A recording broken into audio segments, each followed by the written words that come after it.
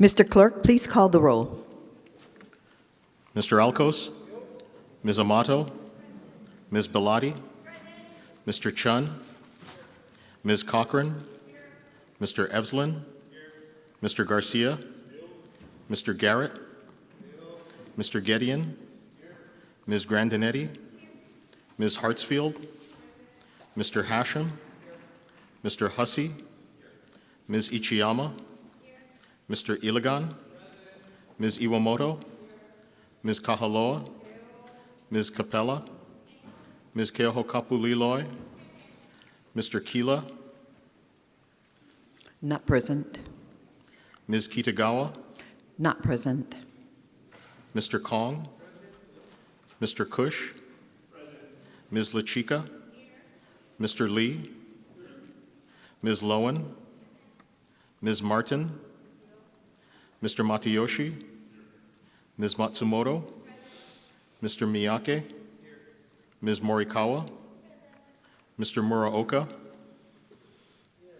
Mr. Olds, Ms. Peruso, Mr. Pirik, Ms. Poepoe, Mr. Quinlan, Mr. Ratcliffe, Ms. Reyes-Oda, Mr. Sayama, Mr. Shimizu, Ms. Souza, Mr. Takeyama, Ms. Takenouchi, Mr. Tam, Mr. Tarnas, Ms. Templo, Mr. Todd, Mr. Woodson, Mr. Yamashita.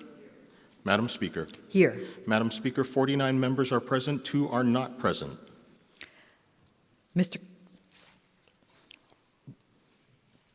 Item number 2, reading of the journal, Representative Morikawa. Madam Speaker, may this matter be deferred. So ordered. Item number 3, messages from the governor. Mr. Clerk, are there any messages from the governor? Madam Speaker, there are none.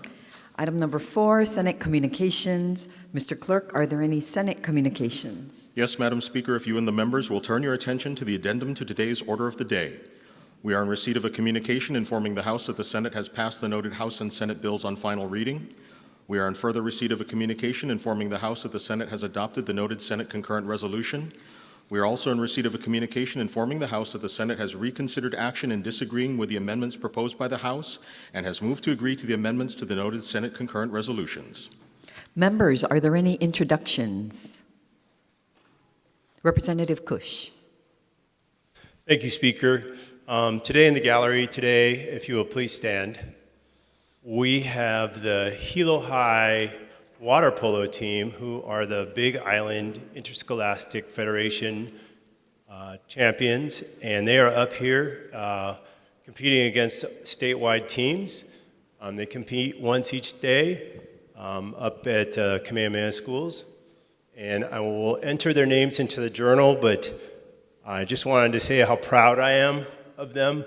This is a really hard sport, and once a Viking, always a Viking. All right, welcome to your House of Representatives.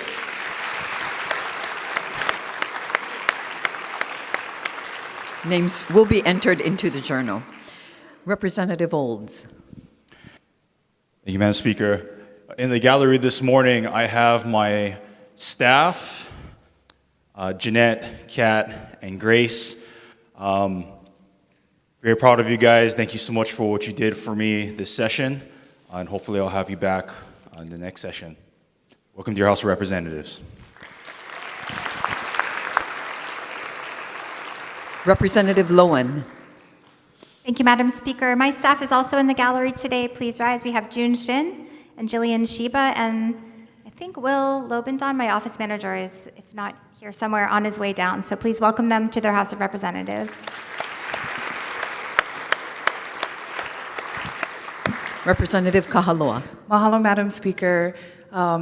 Before recognizing my staff in the gallery, I just want to recognize all staff who've worked hard this session to help support all of the members here.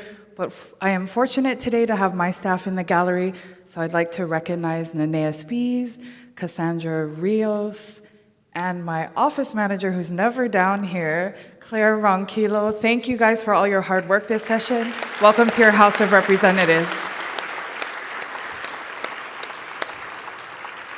And Speaker, maybe I permitted one more short introduction. Please proceed. Thank you. With the students here today from Hilo, I do want to recognize that some students play sports for Hilo High, but also attend an immersion school. So I just wanted to recognize if there's any students from Kekula o Navahi Kalaneo Pu'u, can you please rise and be recognized? Welcome to your House of Representatives. Representative Amato. Thank you, Speaker. I am so pleased to have my entire staff down on the floor with me today and some very special international guests. Please rise when I call your names. I have my Chief of Getting Stuff Done, Dr. Joe Ritter. I have my Senior Legislative Assistant, Maddox Suchia. I have my committee clerk who did an outstanding job this session, Macy Rose. There you guys are. Where's Macy? He's not here, okay. Well, Macy did a great job this session. And I have my environmental legislative assistant, Maria Christensen. She is our international assistant, the only international legislative aide in the building, as I understand it. And today we also welcome her parents, all the way from Norway. Torun, I'm sorry if I mispronounce your names, Torun and Roald Christensen. Welcome to your House of Representatives, and thank you so much for all of your hard work this session. Representative Woodson. Thank you, Madam Speaker. In the gallery today, we have my office team, Ange, Molly, Christine. Please stand up and be recognized. Welcome, girls, we did it. Thank you. Thank you, thank you. And Madam Speaker, may I do one more? We also have Jason and Millie from HSTA. So I appreciate what you've done. Thank you. Representative Belatti. Thank you, Madam Speaker. I also have my staff here, if they could please rise. Volunteer Virginia Johansson, Committee Clerk Kailiahi Morala, and my office manager, Morgan Lee. Thank you. And if I'm permitted one more introduction, I know that there are many supporters here, but I need to introduce these two immediate family members. My older sister, Darcy Ao Kawamura, if she could please rise, and my husband of 25 years, Michael Belatti. Thank you for being here.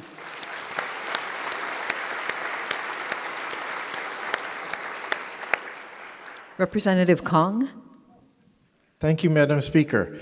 On behalf of the Aya contingency, today I would like to introduce you to some very special guests from my district.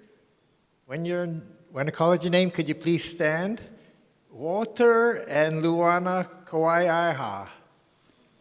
They have mahalo for your lifelong dedication in Hawaiian culture, music, and community service, and especially in our own district. And along with them, could I have all the family members and friends stand up also? Welcome to your House of Representatives.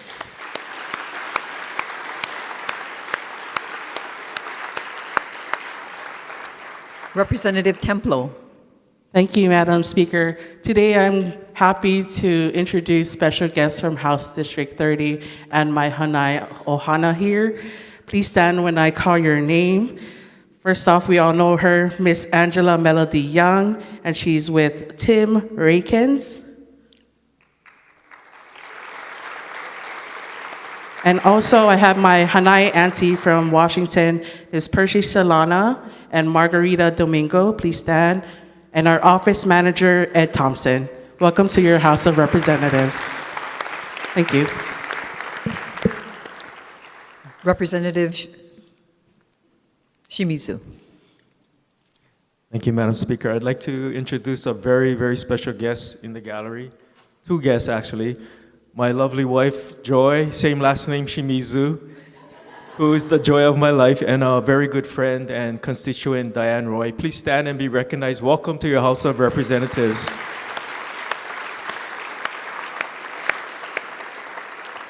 Representative Kong. Oh, sorry about this, second time. Could I have their names recorded in the journal? So ordered. And also, I'd like to introduce Dave Erdman from the Hawaii Retail Merchants Association.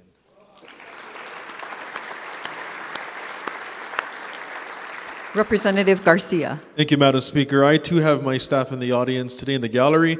I'd like to invite up to please stand Hunter Harris and Emily Moore. Please stand.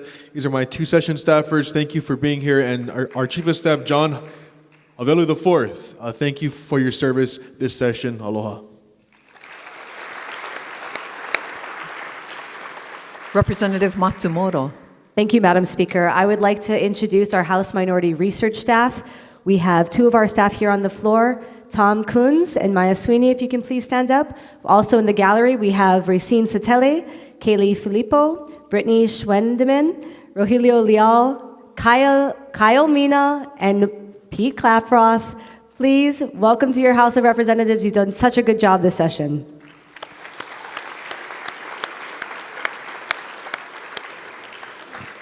I'd also like to introduce my staff here on the floor. We have Sharon Klaproth, my Chief of Staff, and up in the gallery we have Amanda Newman, Kiana Akana, and Megan Doherty. Welcome to your House of Representatives. Representative Pirrick. Thank you. In the gallery today we have Ms. Hollinger. Please rise and be recognized.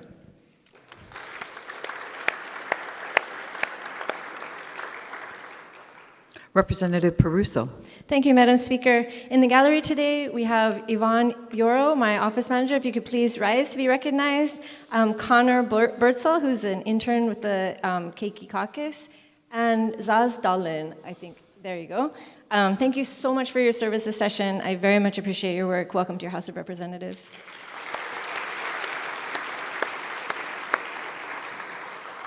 Representative Iwamoto.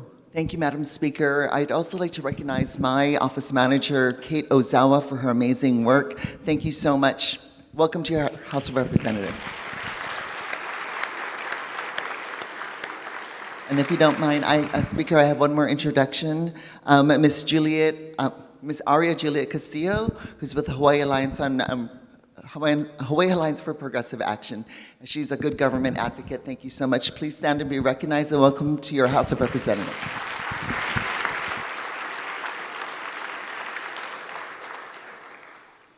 Representative Todd. Aloha, Speaker. I have an introduction. We today have our research team from the finance staff. We have Mikkel, who's not present. We have Faye, if you could please stand. Lainey, Kirsten, Sophia, Kayla, and their fearless leader, Kevin Wong. You should all be very proud of the work you did. It was so seamless. I never once had to think about what was going on. You guys just handled it. I'm very, very appreciative. Thank you. Welcome to House of Representatives.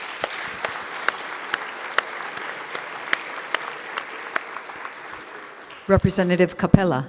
Thank you, Madam Speaker. In the gallery today, I have my committee clerk / legislative aide / Art of the Capitol planner, last one standing in my office, Haley Paula Santos. Thank you so much for your service this legislature. Welcome to your House of Representatives. Representative Matsumoto. I apologize. I forgot one very important member of our research office. Not forgot, but just wanted to give special attention. Michelle Kachuk, if you can please stand up. Thank you for your work. Welcome to your House of Representatives.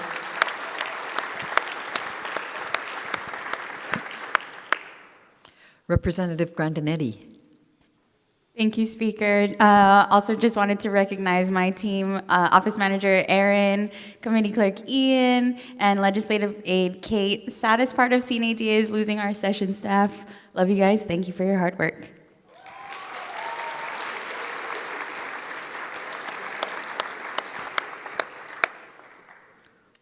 Representative La Chica. Thank you, Madam Speaker. It gives me great joy to also welcome my staff in the gallery today. Seated are, please rise, Tosa Lobendan, my office manager, Tiara Tenorio, my legislative aide, and my committee clerk, Alani Santana. Very talented. She made all of our lace today. And special shout out to Alani's future little Alani, mini Alani, who's a session baby and will be joining us soon, hopefully next year. We're only as successful as the staff that help to carry and support us. So welcome to your House of Representatives.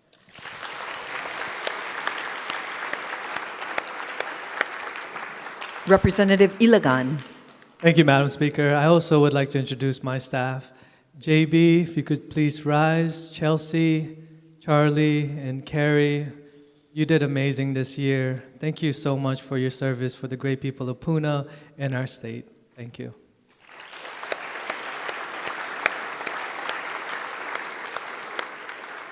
Madam Speaker, I would also like to recognize not my staff, but our comms director staff. I know they are always behind the scenes and taking only the good side of me, and also our members. But please, let's recognize the comms team. If you could just rise. Priyan, could you, and also, is there any others in our comms? Please, let's welcome them to our House of Representatives, and thank you for your work.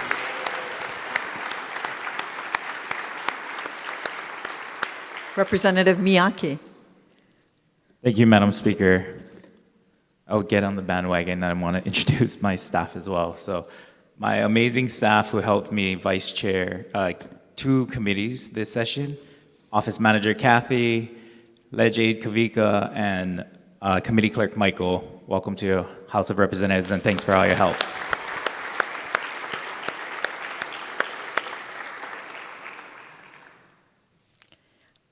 If there are no further introductions, recess, subject to the call of the chair.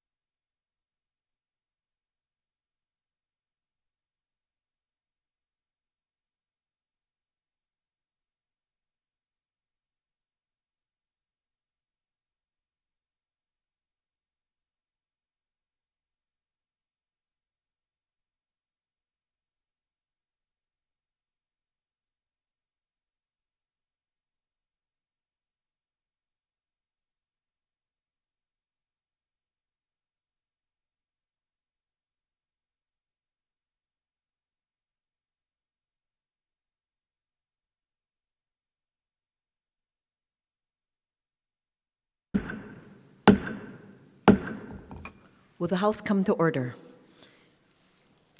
We're on item number 5, unfinished business. Representative Morikawa. Madam Speaker, I move to suspend the rules of the House in order to consider certain House and Senate bills for final reading by consent calendar. Representative Garcia. Madam Speaker, I second the motion. Any questions? Members, we will be taking a voice vote. All those in favor signify by saying aye. All those opposed say no. The motion is carried. Representative Kahaloa. Madam Speaker, I move to adopt Conference Committee Report numbers 1966-26, 239-26, and 240-26, and that the House and Senate bills listed on pages 1 through 5, as amended, pass final reading. Representative Morikawa. Madam Speaker, I second the motion. Any discussion on these items beginning with SB number 2069?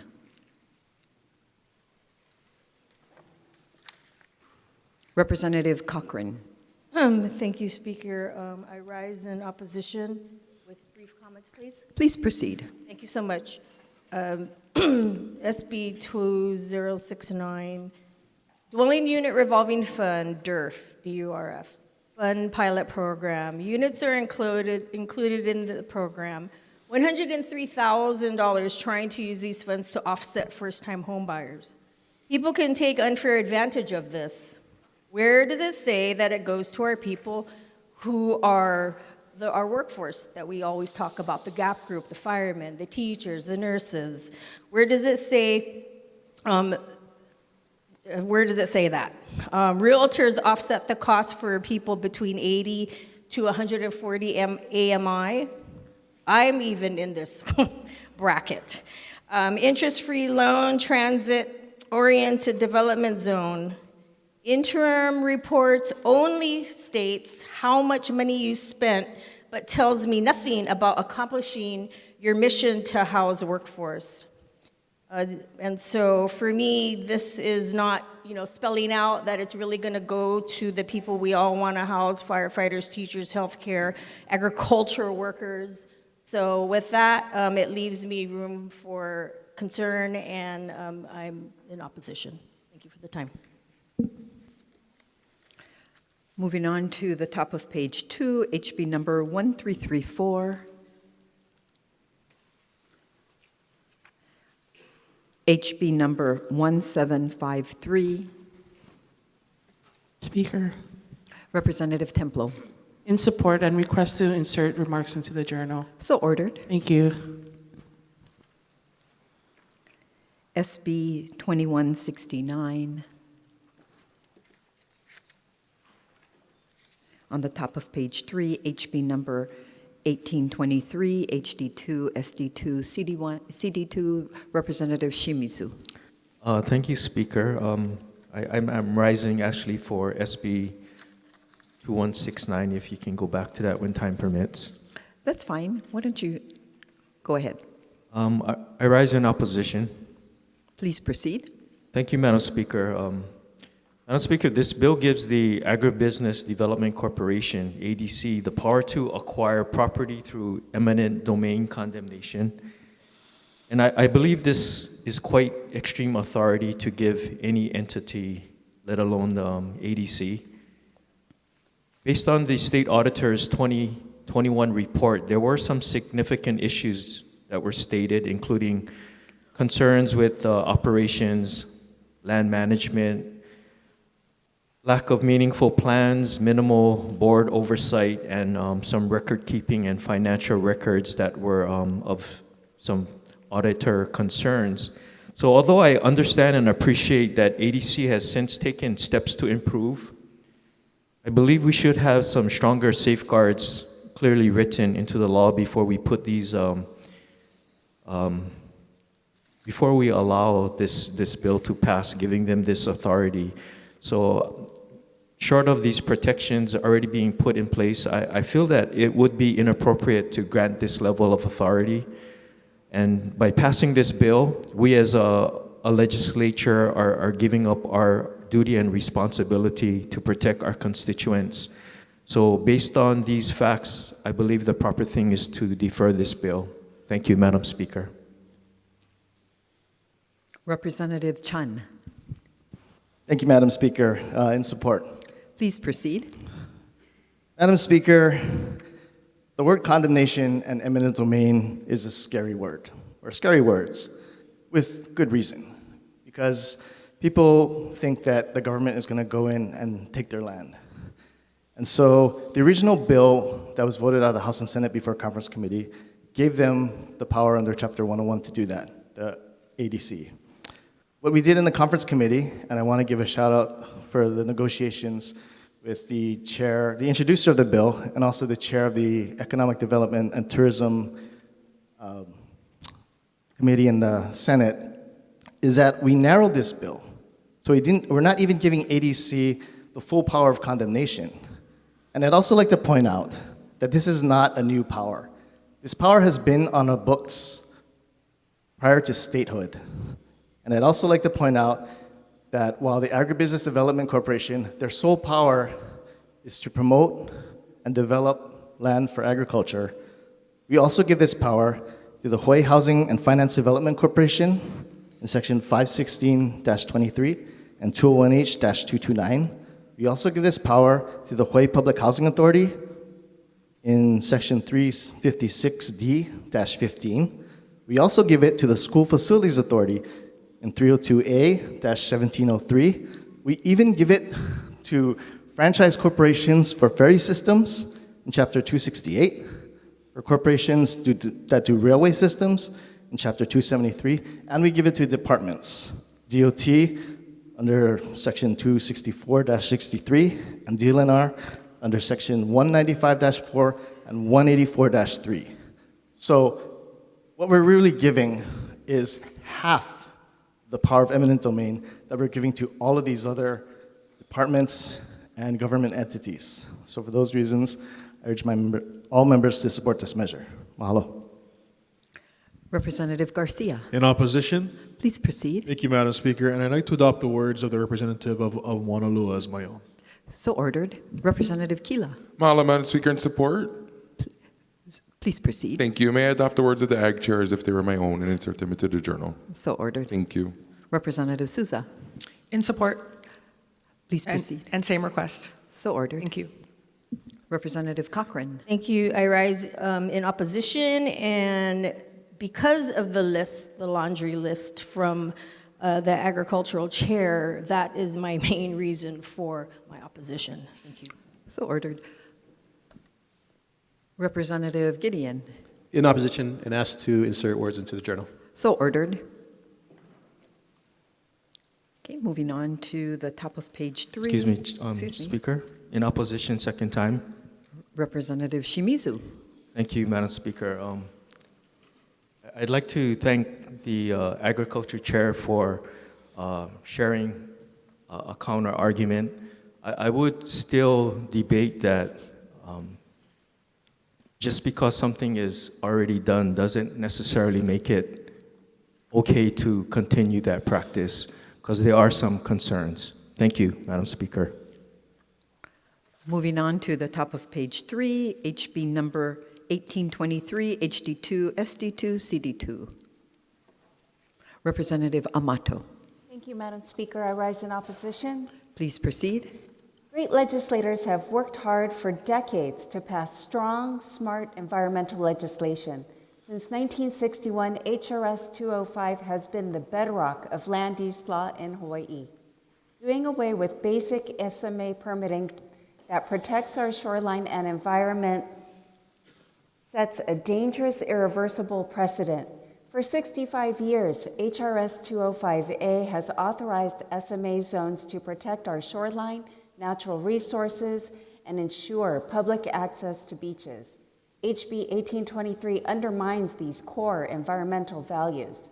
To be clear, this bill is not needed for housing, nor infrastructure, nor for rebuilding Lahaina, because infrastructure like repair and maintenance of roads, highways, and utility lines, even homes, are already exempted under Section 205A-22. HB 1823 would allow any federal, state, county, and even approved private projects to proceed in coastal zones on Maui without SMA review. Any project. Unlike Oahu, on Maui, we have a small appointed planning commission that approves such projects. Given the commission new unlimited development authority without adequate permitting review is unprecedented and undermines decades of environmental protection.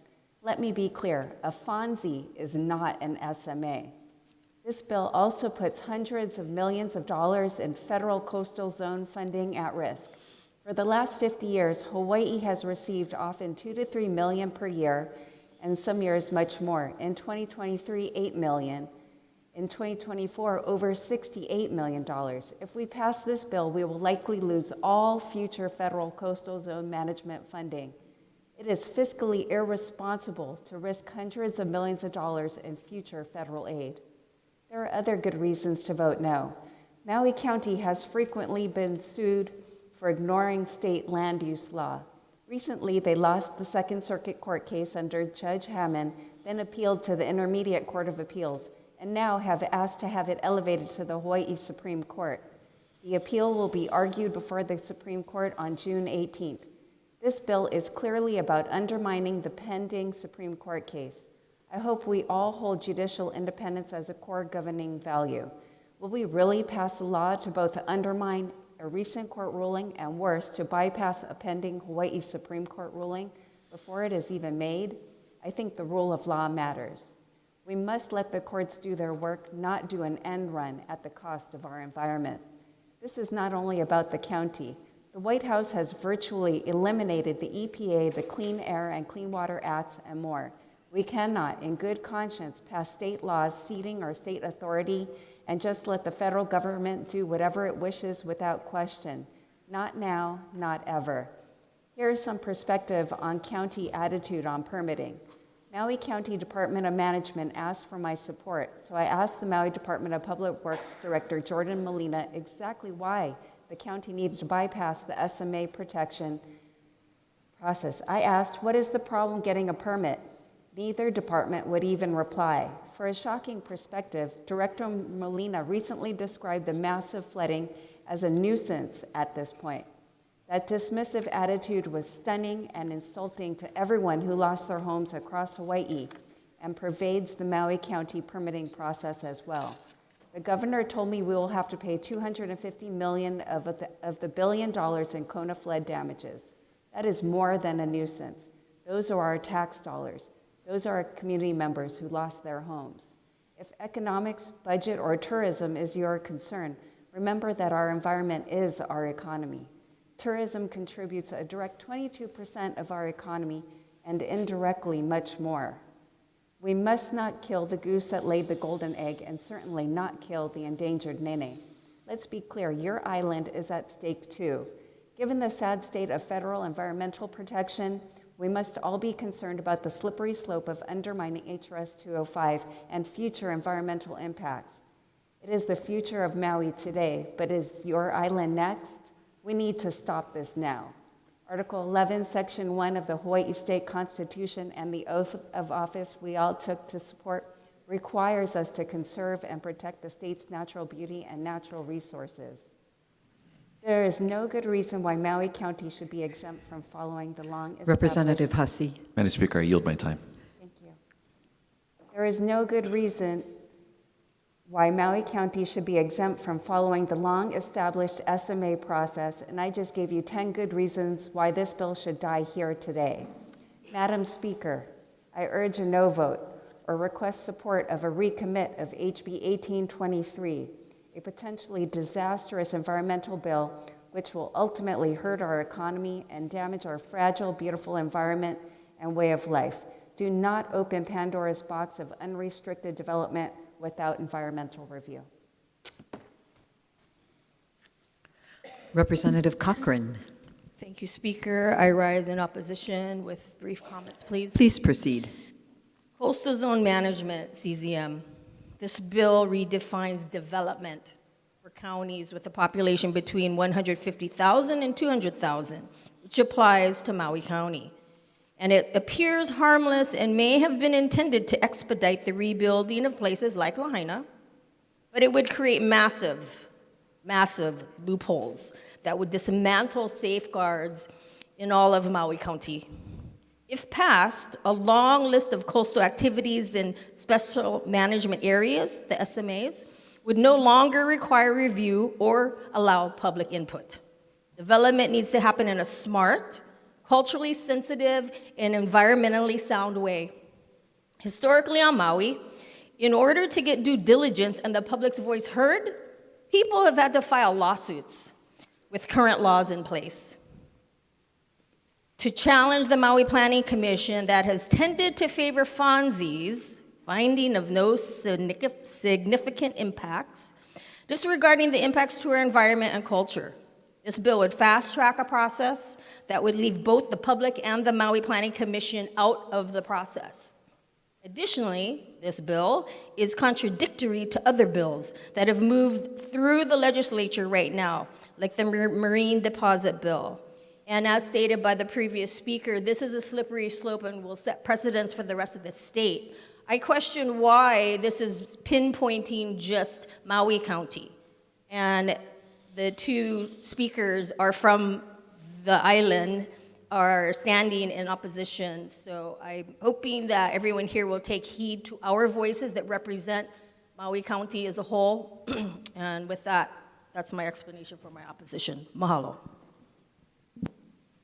Representative Shimizu. In opposition. Please proceed. Thank you, Madam Speaker. You know, on this bill, I thought it was started out as a good proposal to help Lahaina's rebuilding, and I have the greatest respect for the introducer and my chair. But I have since changed to opposing in respect to the two representatives from Kihei and Lahaina, and just acknowledging their kuleana. Thank you. Representative Poi Poi.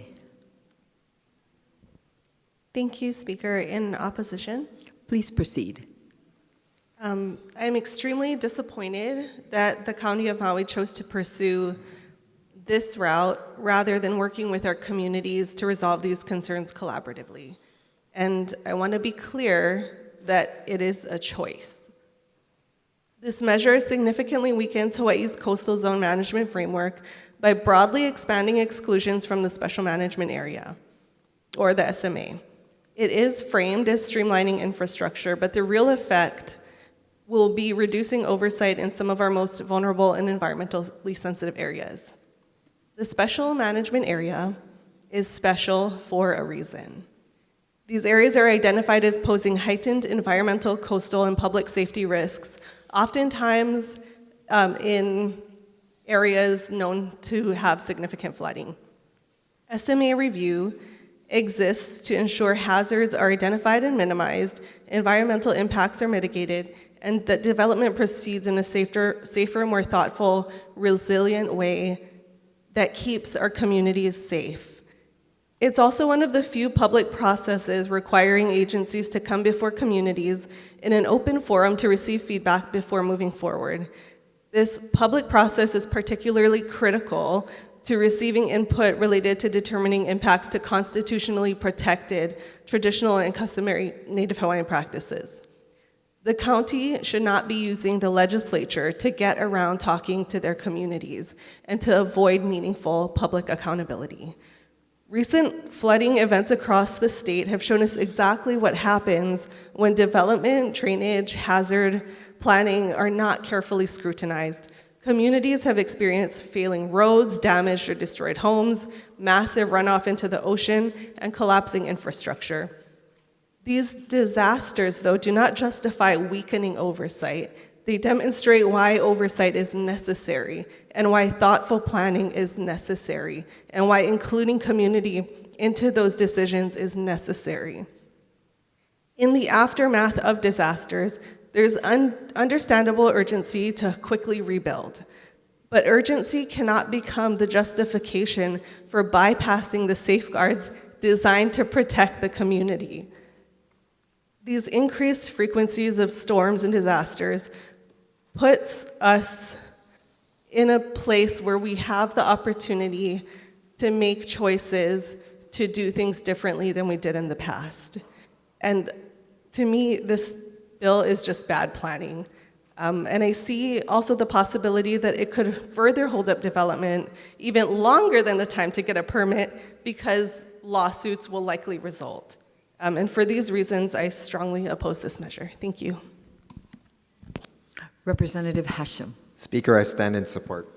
Please proceed. Speaker, I just want to let you know and the general public know that this bill was given to me by Maui County. Yes, this is a Maui County bill. And yes, this bill was originated because of a court case. And in my hand, I have the judgment of that court case. I want to quote to everybody here and to the general public what the judge ruled on the very last page, page 4, the last section, number 11. The court states, and I'm quoting here, this court agrees with the plaintiff that if the defendants are concerned with the time and resources devoted to assessments, then the defendants should seek relief from the legislature. And let me repeat that, Speaker. The defendants should seek relief from the legislature. The defendants, which is Maui County, is only doing what the plaintiff and the court told them to do. I find it so ironic that they are doing exactly what the plaintiffs told them to do. Now the plaintiffs are in opposition to what they told them to do. Thank you, Speaker. Representative Hussey. Thank you, Madam Speaker. In opposition. Please proceed. With respect to the remarks from the Water and Land Chair, which I do appreciate, my reading of this is that the judge in this case has proffered this as a political question, that it provides the standard opportunities for the legislature to weigh in. And I would say that it is our responsibility to exercise restraint and to not erode our very important environmental protection laws. Thank you very much. Representative Hartsfield. Thank you, Speaker. I rise in opposition and I request to adopt the words of the representative from Molokai and Kalihi Valley. So ordered. Thank you. Representative Iwamoto. Thank you, Madam Speaker. Same request and comment. Please proceed. Thank you. This is Maui County, from my understanding, is it was the executive branch of Maui County that pursued the complaint, the judgment.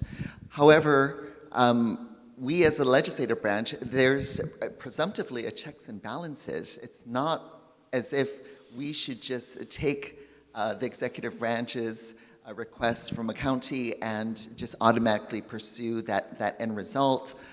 We are here to deliberate and weigh the impacts from a legislative perspective. And for many times, the legislative perspective is reflective of the community process. So that's why I do stand in strong support of the testimony from the representative from Molokai and her focus on community voices. Thank you.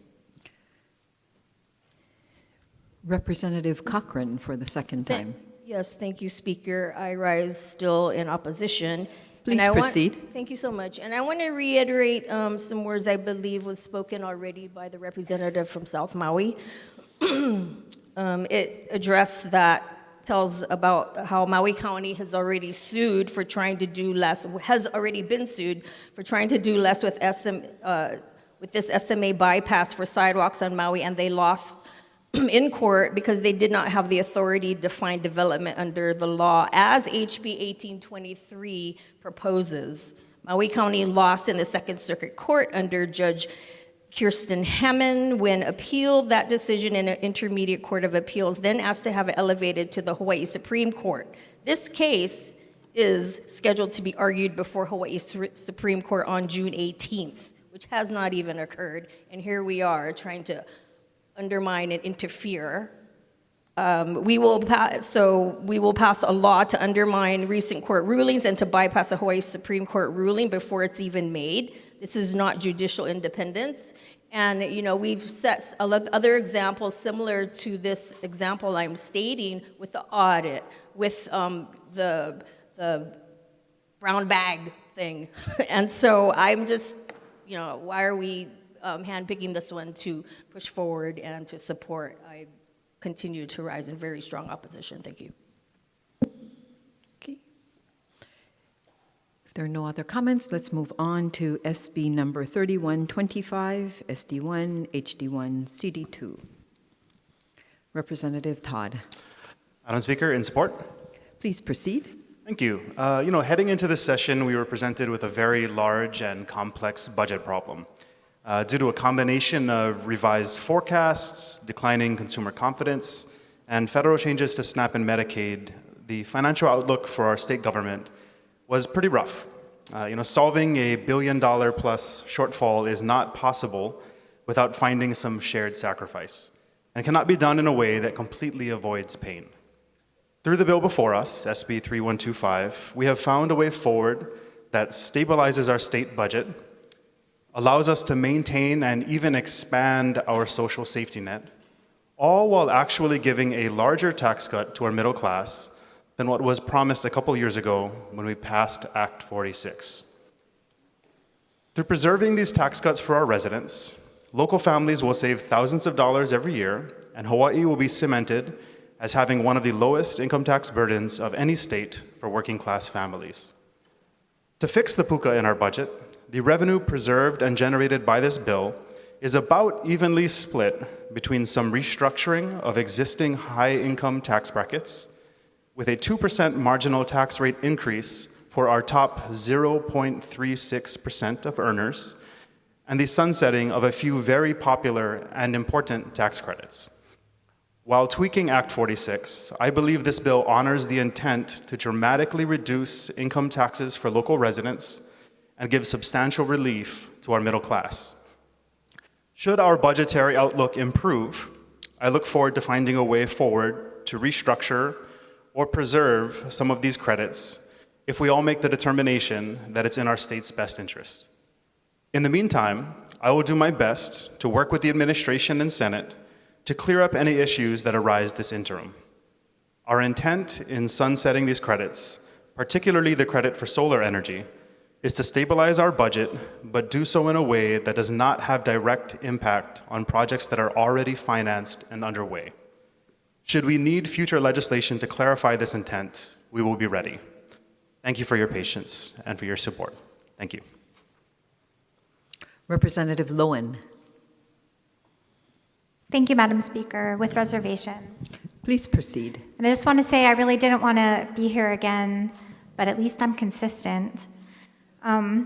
First, I want to say there's a lot of really great things in this bill, and I want to recognize the hard work of our Finance Chair and Finance Committee, and I know they approach negotiations thoughtfully and with the best of intentions. But I do rise today with serious reservations about one part of this measure, the changes to Hawaii's renewable energy income tax credit. The House put forward a reasonable proposal, one developed in consultation with the industry stakeholders that would have achieved needed savings while still providing businesses and consumers time to adjust. It would have preserved certainty in the market and avoided unnecessary disruption. And unfortunately, the Senate refused to consider that approach. Instead, this bill imposes a cap structure that creates tremendous uncertainty for consumers, investors, and businesses. Unlike a straightforward reduction in the amount of credit that could be claimed per system or per property, this cap makes it impossible for families and businesses to know how much of the credit they will actually receive. And that uncertainty makes projects unfinanceable. And the people hurt most by that uncertainty are low and middle income households. Wealthier households may be able to absorb the risk and wait and see how the numbers work out. But working families can't. They need predictability before making a major investment in a system that will lower their electricity bill. Commercial projects that have long development timelines also face headwinds because of this bill. This bill provides no safe harbor protections for projects already underway. And some projects that were financially viable just a few weeks ago now may have to shut down. This policy is also retroactive. This means that families and businesses that made financial decisions earlier this year, in January, in February, and March, under the existing law, expecting to receive credits they were promised at the time they made those decisions, may not be able to get those credits. We're changing the rules after the fact, and they will not get what was expected. This is a highly unusual way to make policy. It undermines trust in government and sends a damaging message to investors and businesses operating in Hawaii. Even the Trump administration, when repealing the federal clean energy incentives, included safe harbor provisions to protect projects already in progress. And the House also proposed similar protections in conference and as a floor amendment for this bill, and the Senate refused them. I'm struggling to understand why we would take the power that we have as a legislature and use it to kill jobs and make the cost of electricity higher for people when the House had solutions on the table that could have achieved the same savings without causing this kind of damage. I also think this credit is being misperceived as a giveaway. The most recent analysis shows it as a net revenue generator for the state. It creates jobs, generates GET revenue, attracts outside investment into Hawaii, lowers electricity costs for local families, and helps us meet our state energy and climate goals. These things should be part of the calculus when we're making policy. The solar industry will survive this. They will limp back to life because solar is still a good deal, and the technology continues to improve and get cheaper. But businesses do not respond well to sudden shocks and unpredictable policy changes, especially when they are already reeling from the loss of the federal tax incentives. The changes to the renewable energy technology income tax credit in this bill risks reinforcing the perception that Hawaii is an unpredictable and difficult place to do business, even in the industries we claim to support. And so for those reasons, Madam Speaker, while I recognize that there was a lot of good work contained in this measure that I'm very supportive of, I am voting with reservations. Representative Martin. Thank you, Madam Speaker. I rise in support. Please first, I would proceed. like to adopt the words of the previous speaker in the record as my own. And I would like to thank the finance chair and all those that worked with him to bring us back from the brink of a very scary proposed budget from the Senate, which would have gutted some of our departments, including the Department of Human Services, of which I'm the subject matter chair for this body.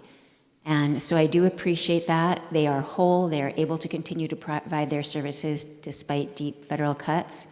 But I do echo the concerns on our solar energy.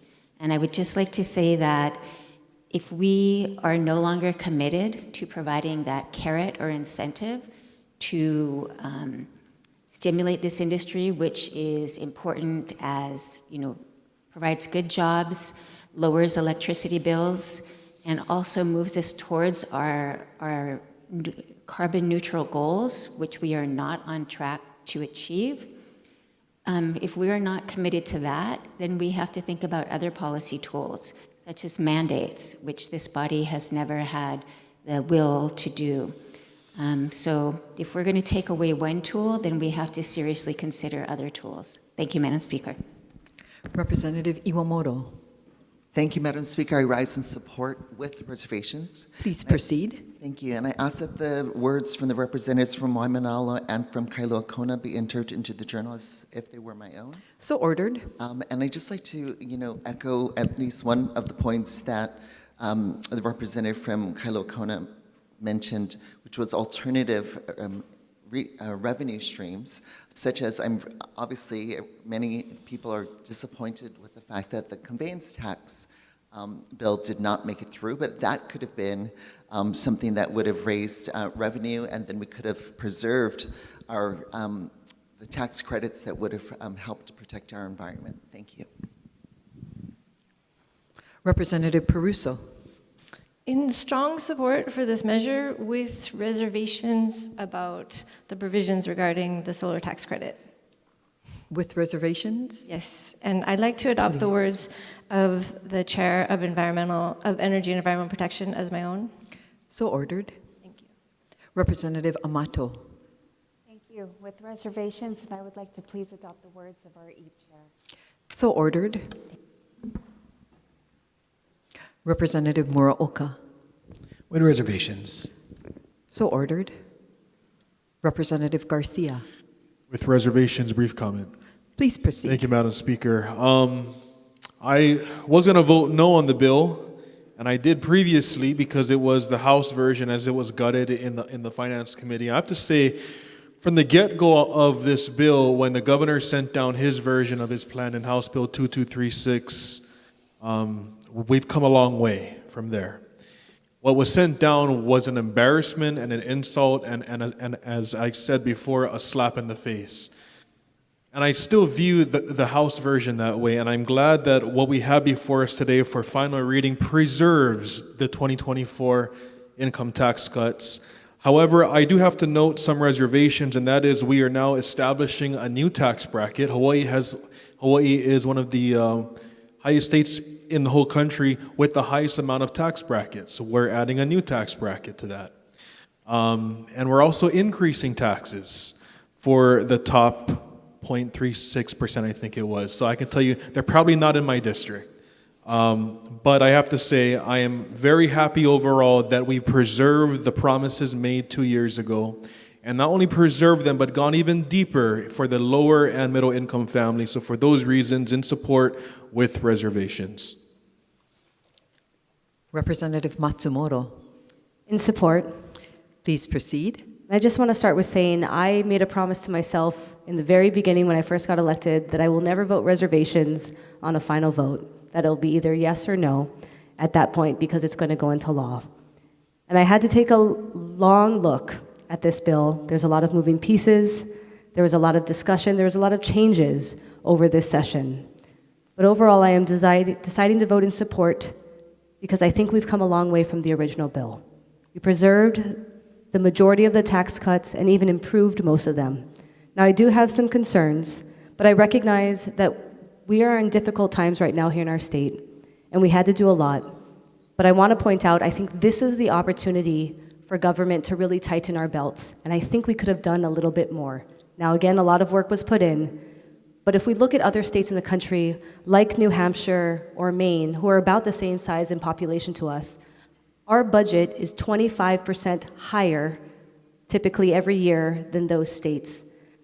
It is not in times of surplus that the government will take a hard look at ourselves and say, what are we spending money on? It is in the difficult times where we have to take that critical look. I know I've been encouraged through discussions that we're going to continue to take that critical look at our state budget, and I'm hopeful in the interim that we're going to address some of the concerns that we heard on the floor today. But again, I stand in support, and I ask for additional written comments. So ordered. Thank you. Representative Souza. With reservations. So ordered. Representative Shimizu. In support with reservations. So ordered. Brief comment. Please proceed. Thank you, Madam Speaker. As we all know, we were and are in a difficult position, and the Finance Chair and their committees had tough decisions, and they did a great job. I echo the words of my minority leader and the chair of the Energy and Environmental Protection, and I'd like to adopt them as my own. Thank you. So ordered. Representative Kila. Mahalo, Madam Speaker, in support. Please proceed. May I please adopt the words of the finance chairs if they are my own and provide further remarks? So ordered. Madam Speaker, today in front of you, the legislature is not just continuing to deliver and keep on their promise, we're expanding our promise. The brackets that we are keeping and expanding, Madam Speaker, those are residents that live exactly in 96792. They live in Nanakuli, they live in Maili, and we are expanding it further. And like the representative from Kapolei said, the 0.31% folks that are in this new bracket, I maybe might have one or two. But for the one or two that are now income tax on that new bracket, I have thousands of residents who would severely benefit from this proposal.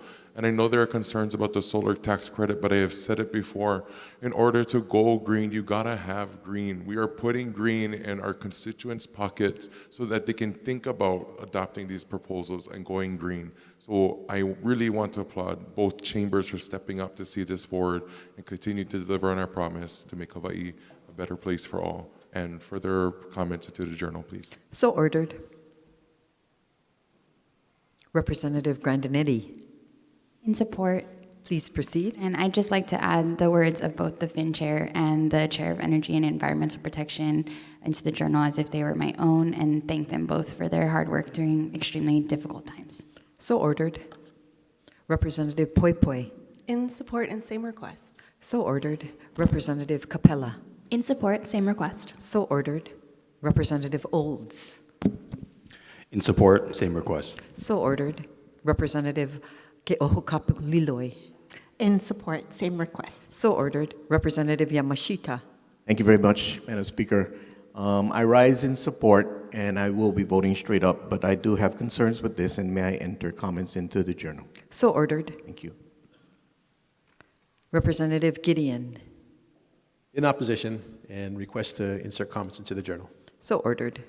Representative Alcos, In opposition, and I want to insert comments also. Thank you. so ordered. Representative Cochran, Thank you. I rise in opposition. Brief comments, please. So I please appreciate- proceed. Thank you so much. I appreciate all the work that went into this. In my district, I have a lot of high-end tax bracket people. And so that's one of my main reasons. And I will benefit from the lower taxation on my own self as I'm in the lower income bracket. But for me and the district that I represent with the high per capita bazillionaires located, that's my opposition. Thank you. Representative Pirik, Thank you. In opposition? please proceed. This bill, taken as a whole, increases taxes on the state of Hawaii. I campaigned on saying I'm going to try to advocate for lowering taxes. This bill deletes tax credits, and if we are taxing more the rich, sometimes the rich own the businesses, and then the more they have, they can give it to their employees. They can reduce the costs of the goods they offer because the margins are better for that. So I think from a structured economy perspective, this bill won't help the economy of Hawaii, so I'm voting no. Okay, let's move on to HB number 2275, HD1, SD2, CD2. Representative Cochran, Thank you, Speaker. I rise again in opposition to Please this. proceed. Thank you. This appropriates dollar amounts to different agencies totaling over $707 million to offset operational costs. But there are no details as to what the funds are going to and where. So those are my concerns. moving on to the top of page 4, SB number 2471, SD2, HD2, CD2. Representative Souza. Thank you, Madam Speaker. I rise in strong support. Please proceed. I ask you plainly, who does this democracy belong to? Is it the people of Hawaii, whose voices, votes, and lived realities give meaning to this institution? Or is it corporations, entities created by the state, empowered by law, enriched by privilege, but never intended to stand as political equals to the very people who granted them existence?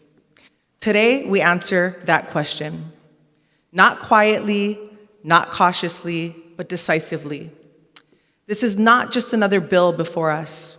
It is a defining moment where this body affirms the boundaries of power in our democracy. And with Senate Bill 2471, Hawaii is not waiting for permission.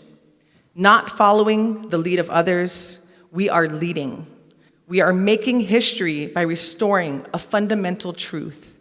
Power belongs to people, not corporations, especially political power. For too long, we have lived with a legal fiction that a corporation can stand shoulder to shoulder with a human being in the political arena, that it can spend without limit, influence without accountability, and project a voice so powerful that it overwhelms the very people our Constitution was written to protect. That imbalance accelerated after the United States Supreme Court's decision in Citizens United versus Federal Election Commission before it opened the floodgates for corporate money in our elections. Citizens United did not merely interpret the law. It fundamentally altered the landscape of our democracy, elevating corporate spending into a force that no individual can realistically match, and allowing entities created by the state to shape the system that governs us all. But here in Hawaii, we are not bound to accept that outcome as inevitable. We are guided by a deeper constitutional principle rooted in the very foundation of our state, that all political power is inherent in the people, not in a corporate charter, not in accumulated capital, not in a legal construct designed for commerce, but in the people. SB 2471 gives that principle force. It speaks with clarity and conviction. Corporations are not natural persons. They do not think, they do not vote, and they do not participate in our democracy as human beings do. They exist because the state allows them to exist, and that matters. Because what the state creates, the state defines. What the state grants, the state may limit. A corporate charter is not a right. It is a conditional privilege. This bill makes that unmistakably clear. It affirms that corporations may conduct business, build, invest, hire, grow, and contribute to our economy and communities. But it also draws a firm and necessary line. They may not spend money to influence our elections. Because when corporations enter the political sphere, they do not simply participate, they dominate. They bring financial resources no individual can match, amplify certain interests while crowding out others, and tilt the playing field through sheer financial force. Over time, that distortion erodes. Trust distances people from their government and leaves voters questioning whether their voices still matter. This bill corrects that imbalance. It restores fairness. It protects the integrity of our elections. It ensures that when the people of Hawaii participate in the electoral process, when they open their ballots, consider their choices, and cast their votes, they do so in a system where their voices are not overshadowed by corporate spending. It reinforces a simple but powerful truth. Democracy belongs to the people who participate in it. And let us be equally clear about what this bill does not do. It does not limit the rights of individuals. It does not silence speech or restrict advocacy. People remain fully free, fully empowered to speak, to organize, to support candidates and causes, and to make their voices heard. What this bill does is define the limits of entities that exist only because the state has granted them that existence. It draws a clear and principled boundary between economic power and political power, and it makes clear that they are not the same. The work we do in this chamber every day matters deeply. It shapes our communities. Representative Kong. I yield my time. Thank you. The work we do in this chamber every day matters deeply. It shapes our communities, supports our families, and moves Hawaii forward. And today we build on that work in a profound way by strengthening the very foundation on which all of it stands, our democracy. So I ask you again, who does this democracy belong to? Stand with the people of Hawaii, stand for a democracy grounded in human voices, stand for the principle that corporations are not the sovereigns of this state, the people are. I urge your strong support for Senate Bill 2471. Thank you. Representative Muraoka. In opposition. Please proceed. And can I have the words from the representative from Makakilo adopted as my own? So My opposition doesn't come from the intent or what this bill stands for, because I support that part. What my opposition comes from is our Attorney General's opinion that this has already been decided in a higher court. And our job as legislators is to look out for the people of Hawaii. And if this bill passes, it's almost certain it'll end up in court again, which means the people of Hawaii will again be footing a bill for something that they didn't want. So the intent of this bill is amazing, and maybe we should take a look at it and figure out another way on how to get the same results. But this bill will almost guarantee end up in court, and the people of Hawaii who are already struggling to afford life here will have to foot another bill. Thank you. Representative Matayoshi. Thank you, Madam Speaker. In support. Please proceed. This bill is a positive step forward. It certainly is not a perfect bill, but if we had a perfect way to attack and defeat Citizens United, states would have taken it long ago. This bill is an interesting concept, a very innovative concept.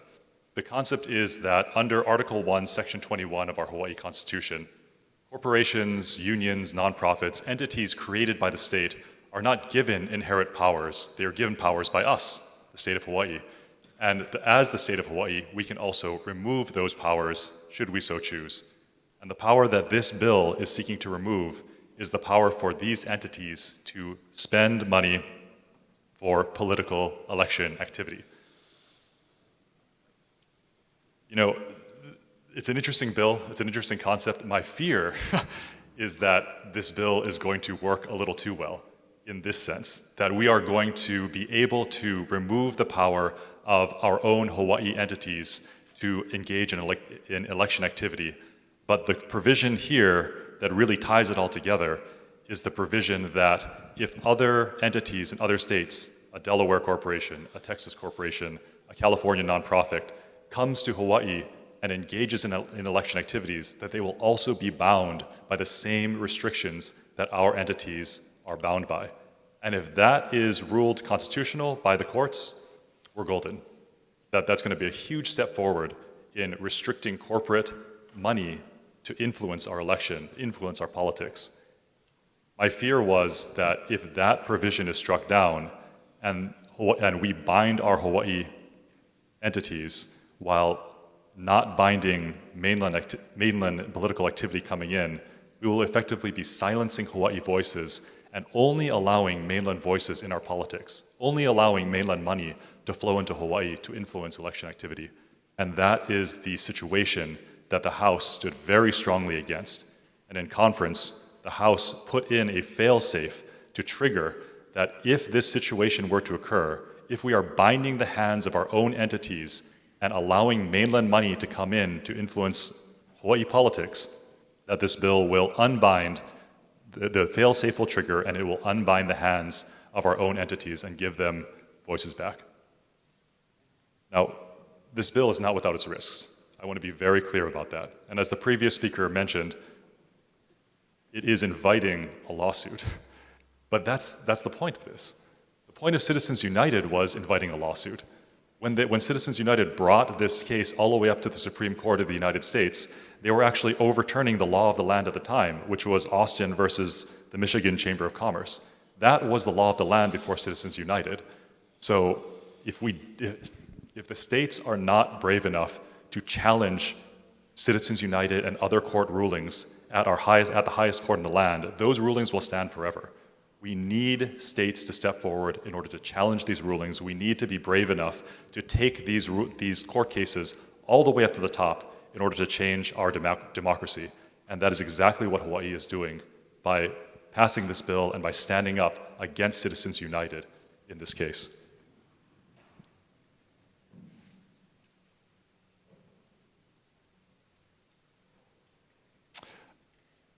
I think we all need to understand, Speaker, that this bill was not taken lightly.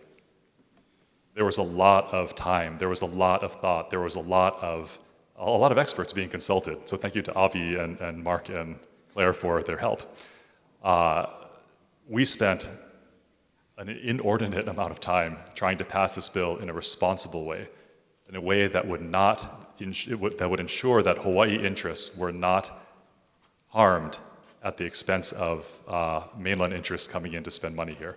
So I'm very proud of our legislature for coming to this bill, coming to this conclusion. And frankly, I'm very proud of the state for stepping up to try to challenge a court ruling that has plagued this nation.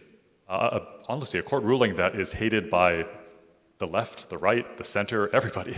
It's an incredibly unpopular court ruling. The fear, though, and the danger that we have to confront too is that if we are to... Representative Grandinetti. I yield my time. Thank you. The danger that I think we need to be very upfront about is anytime we give the Supreme Court another chance at a ruling on this issue, we run the risk of making the situation worse. And with the current makeup of the US Supreme Court, I am concerned that if we make it up there, it may further cement Citizens United as the law of the land, which is another reason why I wanted this fail-safe in there to protect Hawaii interests. So I appreciate your support through all this, Speaker. I appreciate the support of the Senate and their willingness to work with us. When the bill first came to us, there were a lot of things wrong with it, but we fixed one after the other until we finally, at the 11th hour, literally, came to conclusion that, or came to the solution of the fail-safe as well, which allowed us to pass a responsible bill to try to overturn Citizens United. So thank you, Speaker. Representative Olds, In support. please proceed. And may I have the words of the CPC chair and the rep from Makakilo inserted in the journal as my own. So ordered. Representative Belatti. Thank you, Madam Speaker. I stand in strong support of Senate Bill 2471 CD2. Please proceed. May I have the words of the representative from Makakilo Kapolei introduced if they are my own? So ordered. Thank you. Last November, in preparation for our 2026 Good Government Caucus bill package, I was looking at proposals to curb dark spending money in politics. For years, as a legislature, we have been calling on Congress to act and propose amendments to the United States Constitution to overturn Citizens United, the 2010 U.S. Supreme Court decision that essentially equated money with speech and imbued corporations like human beings with the constitutional right to spend their money without limitations. Hence, corporations are treated like human beings with the First Amendment right to free speech.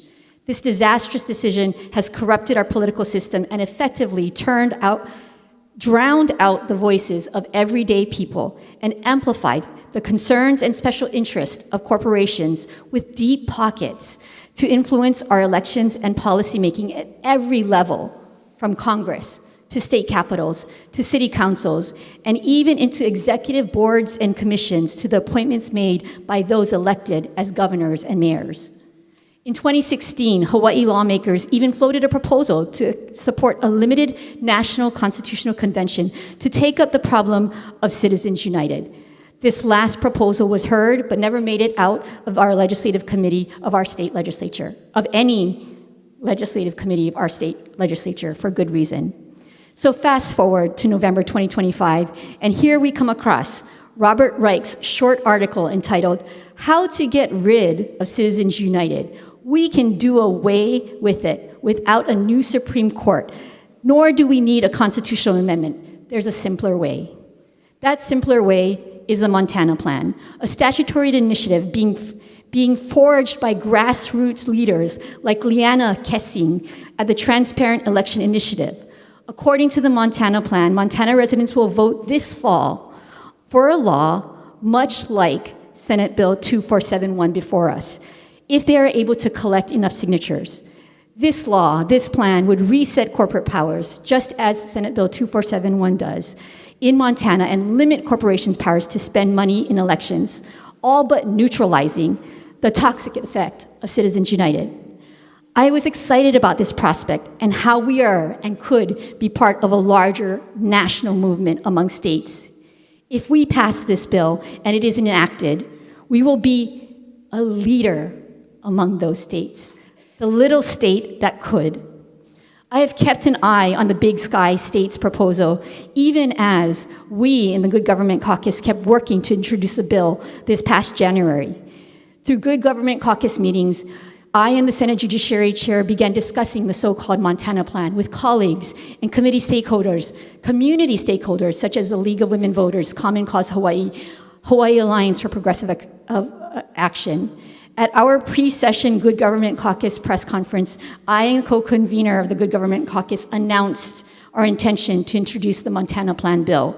We did that, keeping our eye on several bills, most notably House Bills 2125 and 2130, introduced as part of the caucus package by me and the representative, the freshman representative from Kalihi Valley, House District 29, and Senate Bill, this bill, 2471, introduced by the Senate Judiciary Chair and the only Senate member of the Good Government Caucus. Over the past couple months, Senate Bill 2471 passed through legislative process. I want to thank my colleagues in the House and Senate Consumer Protection and Commerce Committees who painstakingly consulted with legal experts. Among those legal experts include the amazing people at Center for American Progress, including Tom Moore, the legal mastermind behind this bill, and his team members, Alex Kogan and Zena Barrow. I mention these legal experts because as this bill moves forward, this state And as we've recognized from the representative from Waianae as well as the representative from Kaneohe, there will be challenges. This state should not turn away the help of the experts like CAP or Campaign Legal Center who stand ready to help this little state defend this law. Finally, I also want to express particular appreciation to both judiciary chairs of the House and the Senate and their staff. Representative Quinlan. Yield my time. Their staff who kept the pressure on to move this bill along and give it a fair chance for all of us in this chamber to vote on this historic bill. I want to especially thank a representative of the House Judiciary Committee who accepted my April 1st memo. Some people might call it an April Fool's memo, where I specifically requested a hearing on this bill, and he listened. Mahalo, Chair. May I request that this memo be allowed to be inserted into the journal? So ordered. Thank you. The judiciary chairs were also paid attention as questions were raised in conference committees with proposals like a union carve-out was suggested and ultimately and rightfully rejected. As someone who began my career in public service as a 23-year-old high school social studies teacher who was so lucky to be appointed as a campaign spending commissioner and who is now wrapping up my 20th legislative session as the co-convener of the Good Government Caucus, I am proud, so proud that Hawaii is centering its people in this democracy. I'm proud that we are leading the country in fighting back against the Supreme Court decision that has warped our elections. And I'm proud to cast one of my final votes as a state legislator for Senate Bill 2471 on a bill that could positively transform our nation for generations. Mahalo, Speaker. If there are no further, Representative Shimizu. I rise in support with reservations and comment. Please proceed. Thank you, Madam Speaker. Colleagues, I have previously stated my firm belief that money should be removed from influencing government decisions, and obviously starting with campaign contributions. I previously voted no on this measure, believing that was the prudent and responsible thing to do, referring to the Attorney General's strong opposing testimony that cited the strength of the Citizens United Supreme Court decision and the likely uphill legal battle. So, Madam Speaker, this has been a dilemma for me as I've been conflicted on my vote decision. But on this final reading, I'm deciding to take a braver step of faith and courage to believe with many of you colleagues and advocate supporters. Although the facts are the facts, Hawaii and this 2026 legislature has the chance to make history, to reset a new precedent, to eliminate unlimited money sources that totally affect our elections and bring back some sanity and sanctity to our voting process. So, Madam Speaker, I'm putting aside my practical, cautious engineering perspective and going with my heart's desire, many of our people's desire, to do something with potential greatness for the people of Hawaii. And I'd like to adopt the words of the CPC chair and the public safety chair as my own. Thank you, Madam Speaker. So ordered. Representative Hartsfield. Thank you, Speaker. I rise in support. Please proceed. And I would ask to adopt the words of the representative from Moanalua, as well as the CPC chair, and end my comment with, if can, if no can, no can, but we have to give it a try, and I look forward to what we can do for the people of our state. Mahalo, Speaker. If there are no further comments, let's move on to SB number 2401, SD1, HD2, CD2.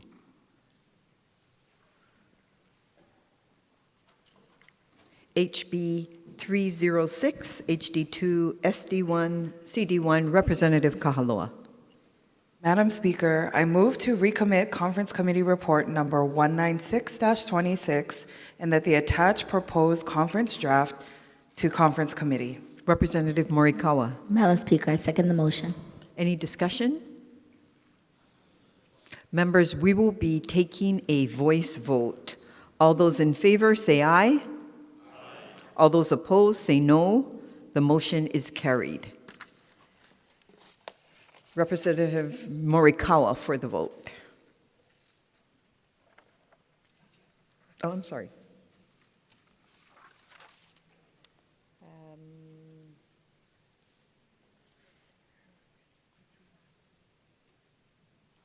Oh, I'm sorry. Excuse me. We are continuing on. SB number 3203, HD1, CD1. SB number 3263, SD2, HD3, CD1, Representative Iwamoto. Thank you, Madam Speaker. I rise in opposition. Please proceed. Thank you. Last month, I surveyed the residents of my district and asked them, should we be giving $5 million for UH student athletes for their name, image, and likeness? Should that $5 million come only from private sources, or should we use a combination of private money plus taxpayer funds? I received almost 400 responses so far in the last 5 weeks, and 79% stated that they wanted name, image, and likeness money to only come from private sources. That's 79%. So they said no public funds. And that's compared to only 16%. And that's compared to 16% who, I'm sorry, 1 second. I don't know where. Okay, well, that's compared to the 16% who said that they that they were open to having public funds. This bill before us today asks for only $2.5 million to come from taxpayers to the University of Hawaii to directly go towards student athletes for their name, image, and likeness. And to give perspective to what's happening here, the court case that triggered name, image, and likeness compensation only mandated that profits that universities and colleges received from the name, image, and likeness of student athletes, and these are profits from televising games or selling merchandise. Basically, after you deduct all of the expenses, then those leftover profits can go to the students, those individual athletes, for their name, image, and likeness. But what's happened is it's morphed into beyond profits, and now the University of Hawaii, partly because our market is so tiny, there isn't much profits to share with the student athletes. So now they're asking the state to give taxpayer funds to help them boost up their recruitment monies, their retention monies to keep student athletes in Hawaii to represent the University of Hawaii system. But what's happened is, what concerns me the most is that this money will always be chasing, because we're never going to compete with those larger markets. For instance, in Texas, there's a quarterback, a single student athlete who'll be making around $6.8 million just for their name, image, and likeness in this school year. And then in Arizona, there's another quarterback who'll be earning $3.6 million in name, image, and likeness compensation. I mean, those are just individual athletes. How are we going to compete with that? And I just feel like it's a way that we're chasing, and my concern is, will UH come back and ask us for more money next year and more money? Will we ever really be able to compete, and how much funds will we have to divert from other important needs? And that's also an interesting concept that we, the legislature, have contemplated requiring financial literacy from our high school students. And I'm like, well, look at ourselves first. We're thinking about funding a want, Meanwhile, we're putting some of our needs, we're borrowing to fulfill using bonds to pay for some of our needs. And here we go, we're giving general fund money, cash, to the University of Hawaii so that they can recruit more student athletes. And that is a want. So for those reasons, I'm opposed to this bill. Representative Lee. Thank you, Madam Speaker. In support. Please proceed. As a coach, we can all say that sports can inspire communities. There are life lessons for our youth and our athletes. But this is more than just about sports, Speaker. The University of Hawaii at Manoa is Hawaii's only R1 research university and the flagship university of our state. Maintaining this R1 status requires funding, top faculty, and strong national visibility in today's landscape. NIL is structural, it is not optional, and falling behind shrinks that visibility. It weakens UH's brand, and it limits its ability to attract students and researchers, as well as to secure research education grants and sustain donor support. Supporting NIL isn't about professionalizing college sports. It's about protecting the long-term competitiveness and national presence of Hawaii's only R1 university and our promise to our local youth that our education system and our public higher education system will produce strong results for them in the future. For those reasons, I am in support. Yes vote. Representative Garrett. Thank you, Madam Speaker. Rising in strong support. Please proceed. Thank you, Madam Speaker. At its core, this bill is about the future of University of Hawaii athletics. College athletics has changed. Whether we like every part of that change or not, the old system of amateurism is gone. Name, image, and likeness is now part of the landscape. Student athletes are being recruited differently. Programs are being built differently. Conferences are being shaped differently. And the schools that adapt will have a chance to compete. The schools that do not will fall behind. For Hawaii, doing nothing was not a neutral option. UH already competes with challenges that many other universities do not face. We are isolated by geography. Travel is more expensive. Recruiting is harder.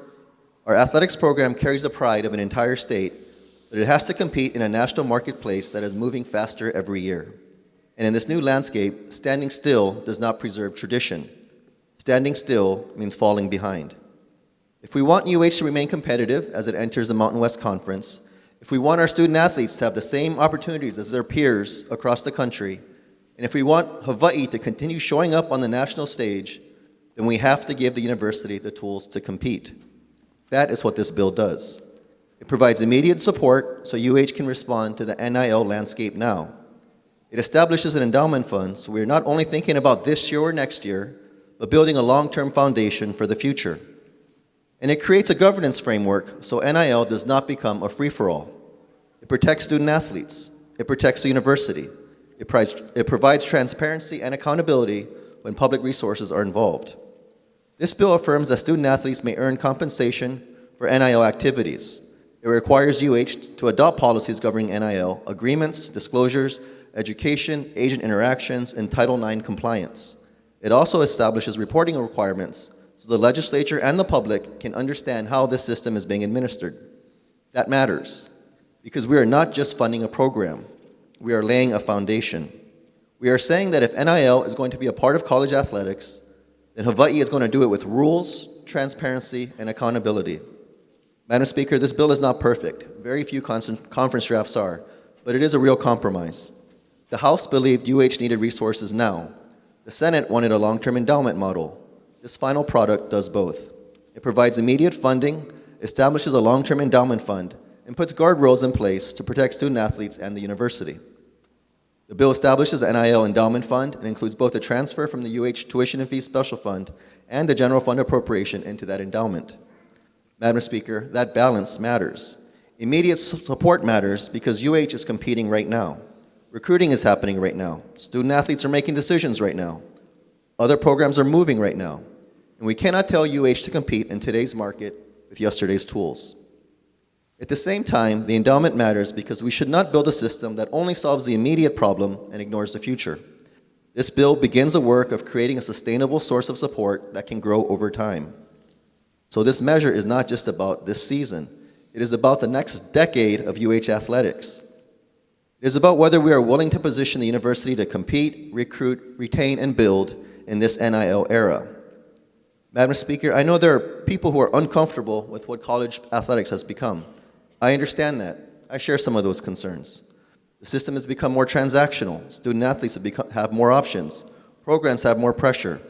And the connection between college sports and the traditional idea of amateur athletics has changed forever. But our discomfort does not change the reality. We can be nostalgic about the way college sports used to be, or we can be responsible about the system in front of us. This bill chooses responsibility.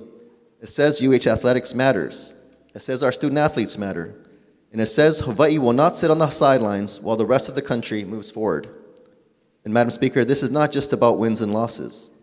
A strong athletics program has real economic impact. It brings people to games. It supports local businesses. It attracts attention to our university. It helps drive alumni engagement, private giving, school pride, and statewide visibility. Those things matter. But there are also things we cannot fully quantify. We cannot fully quantify what it means when UH gives this state a reason to come together. Representative Reyzora. Speaker, I yield my time. Thank you. Thank you. We cannot fully quantify the lift people feel when our teams succeed. We cannot fully quantify the pride of seeing Hawaii represented on a national stage. And in a state with no professional sports teams, UH athletics occupies a special place in our community. For many families, these are our teams. These are the athletes our children watch and admire. These are the games that bring kupuna, parents, and keiki together. And somewhere in the stands or watching at home, there's a young fan dreaming that one day they might put on that H themselves, and that matters too. Because UH athletics is not just about competition. It is about aspiration. It is about identity. It is about giving the next generation something to believe in and something to strive toward. Madam Speaker, when UH succeeds, the entire state feels it. If we believe UH athletics matters to Hawaii, then we have to be willing to support it in the world as it exists today.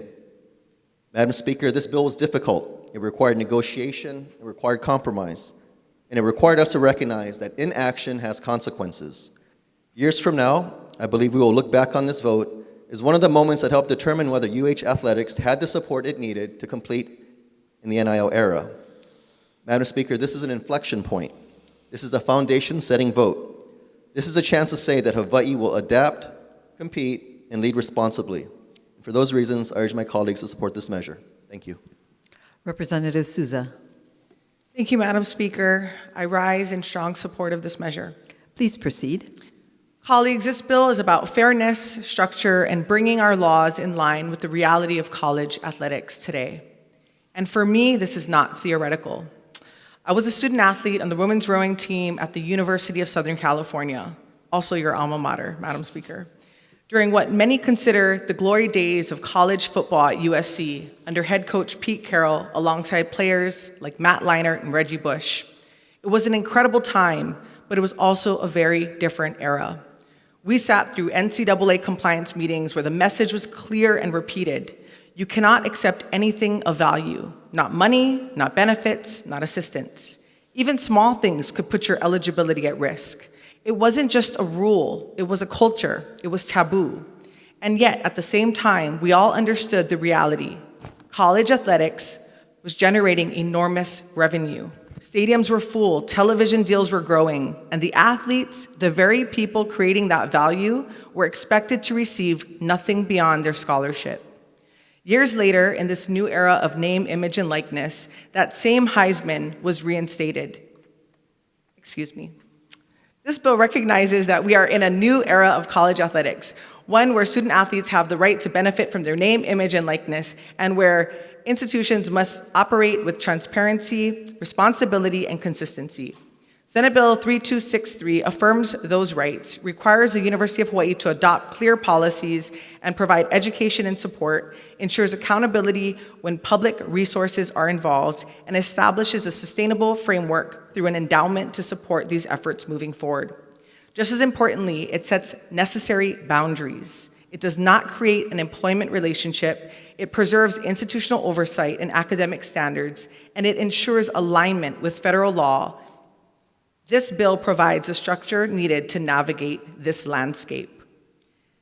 That tension existed for years until the system began to change. The turning point came with litigation like House versus National Collegiate Athletic Association, referenced in this bill's preamble, which marked a significant shift in how student athletes can be compensated and prompted a re-examination of the long-standing model that prevented them from sharing in the value they helped create.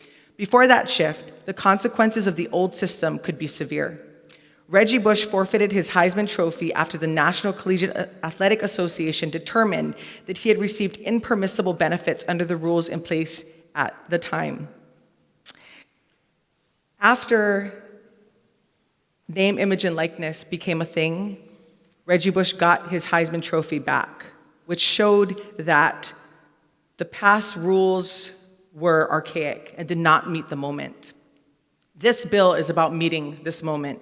It is about recognizing the lived reality of student athletes, past, present, and future. It is about ensuring Hawaii is not left behind, but instead moves forward with a thoughtful and balanced approach. I have lived under the old system and seen its limitations firsthand, and I can tell you this is the right direction. Colleagues, I urge your strong support for Senate Bill 3263. Thank you, Madam Speaker. Representative Garcia.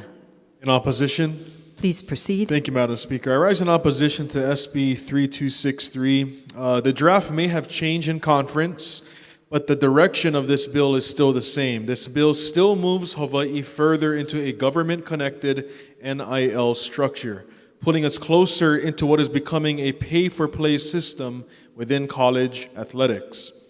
And that should give us a pause, Madam Speaker, because even at the national level, the issue is still unsettled.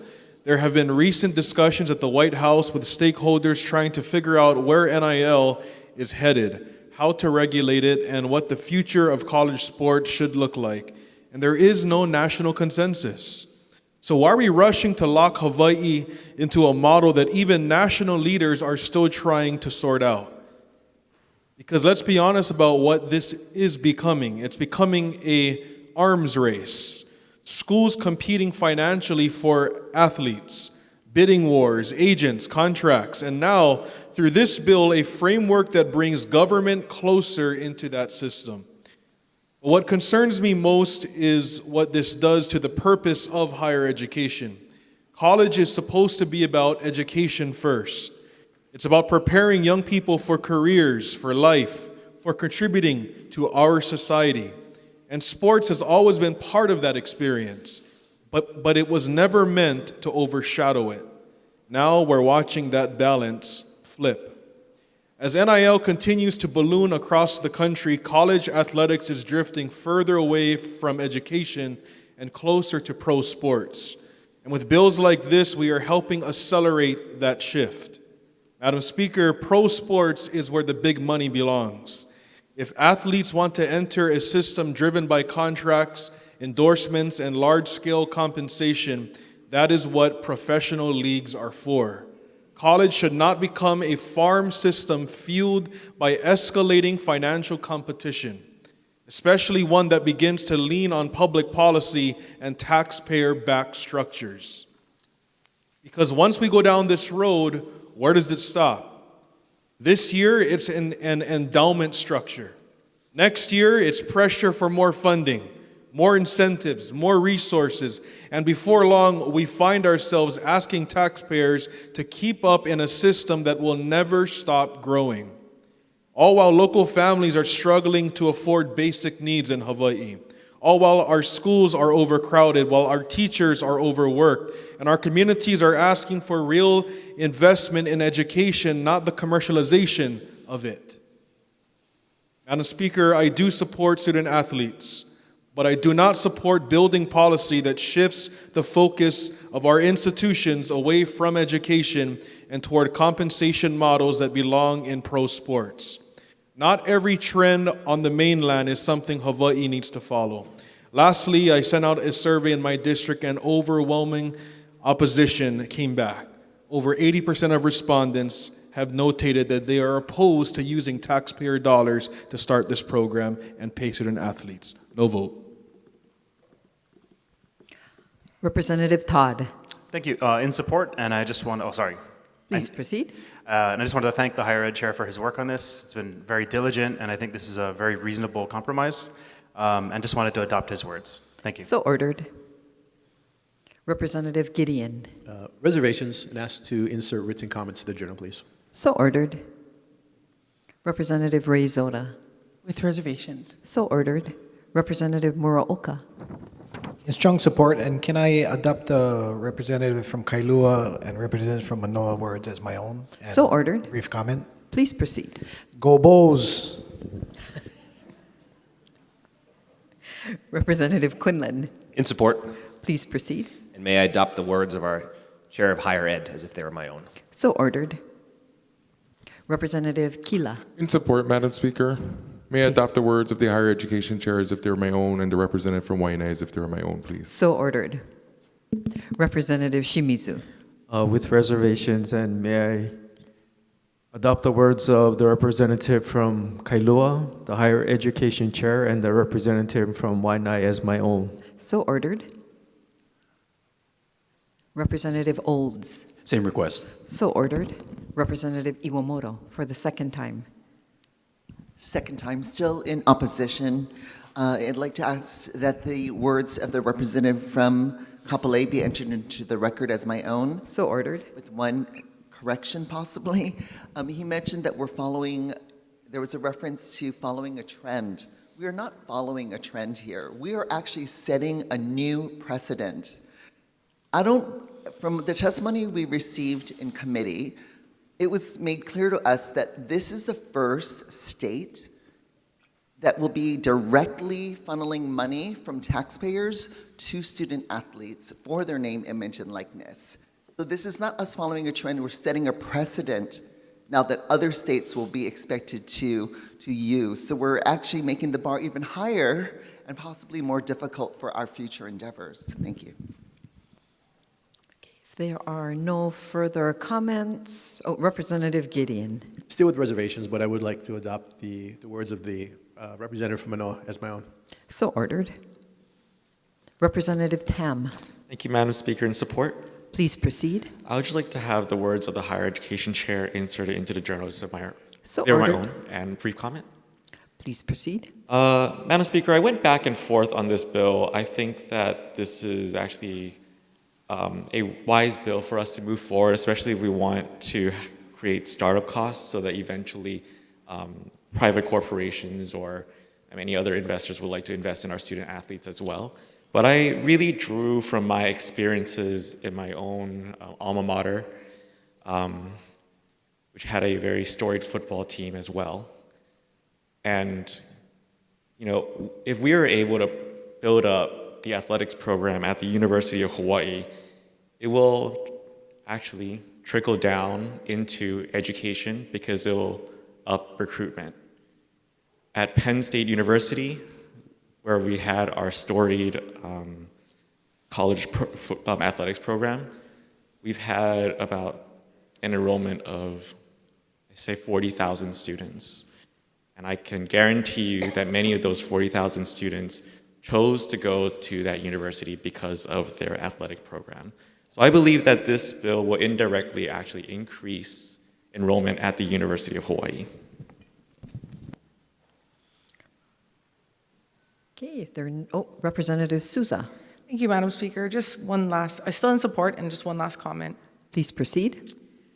The law is clear as to what happened at the Supreme Court level. Student athletes are allowed to accept money in this way and to participate and accept NIL deals.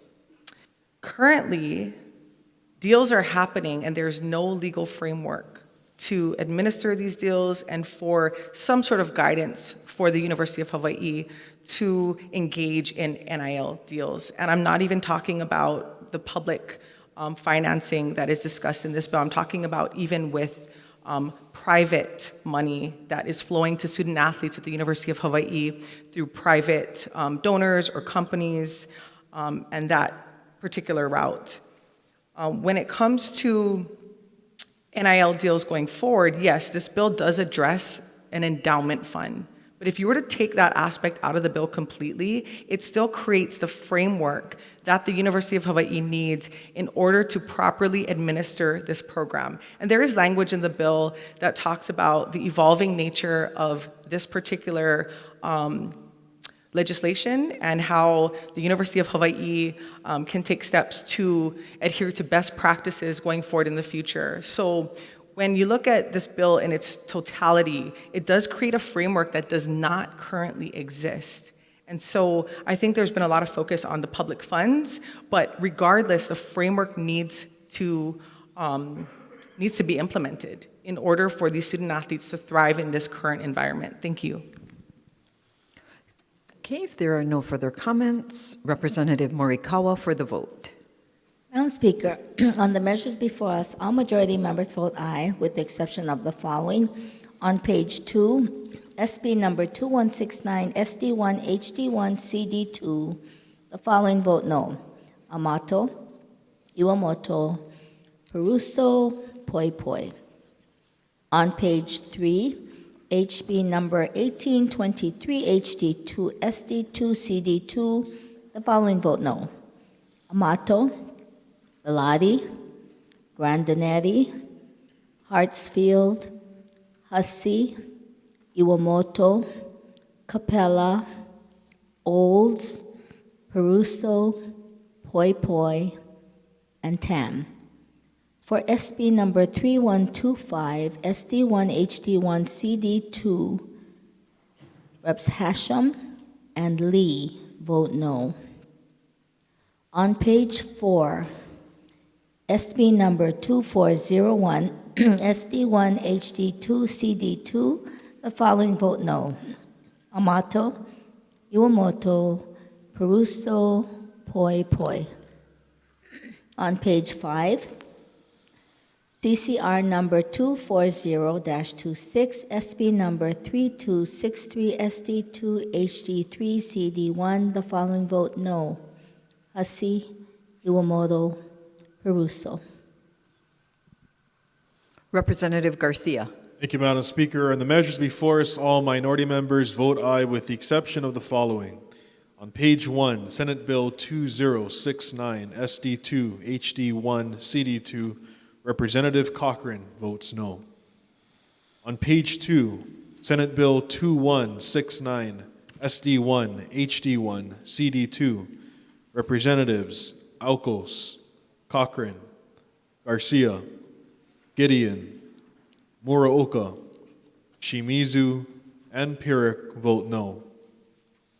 On page 3, House Bill 1823, HD2, SD2, CD2, Representatives Cochran, Garcia, Matsumoto, Shimizu, Reyes Oda, and Pirik vote no. On Senate Bill 3125, SD1, HD1, CD2, Representatives Alcos, Cochran, Gideon, and Pirik vote no.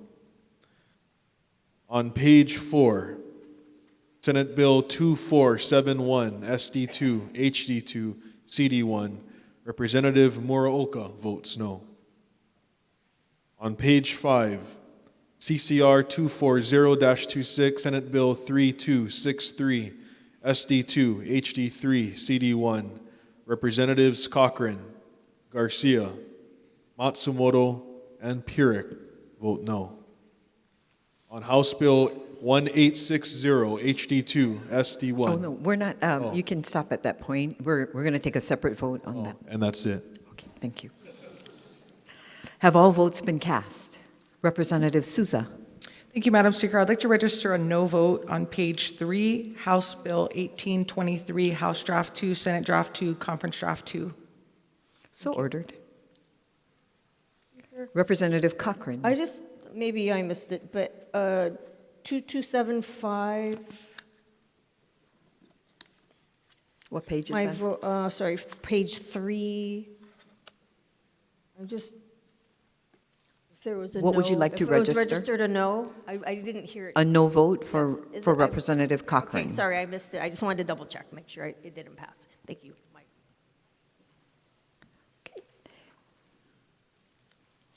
Okay, with the exception of the measure attached to CCR 196-26, said bills pass final reading. Item number 6, final reading. Members, there will be 2 motions. one to agree to the state amendments, and one to pass the House bills on final reading. Representative Kahaloa for the motion to agree.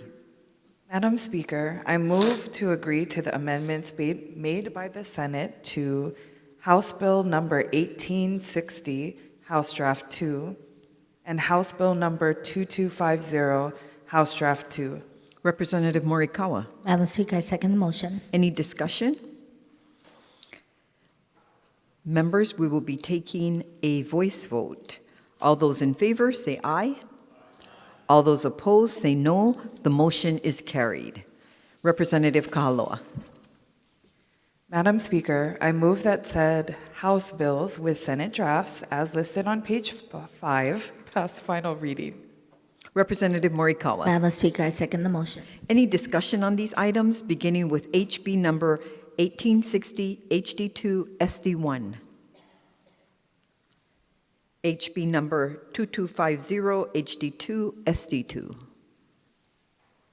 Okay, Representative Morikawa for the vote. Madam Speaker, on the measures before us, all majority members vote aye with the exception of the following. For HB number 2250, HD2, SD2, Rep. Iwamoto votes no. Representative Garcia. Madam Speaker, on the measures before us, all minority members vote aye with the exception of the following. On House Bill 1860, House Draft 2, Senate Draft 1, Representatives Muraoka and Pirik vote no.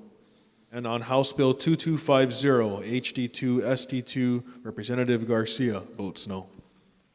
Have all votes been cast? Said bills pass final reading. We're on item number 7, adoption. Members, there will be two motions, one to agree to the Senate amendments and one to adopt the House concurrent resolutions. Representative Kahaloa for the motion to agree. Madam Speaker, I move to agree to the amendments made by the Senate to the following House concurrent resolutions.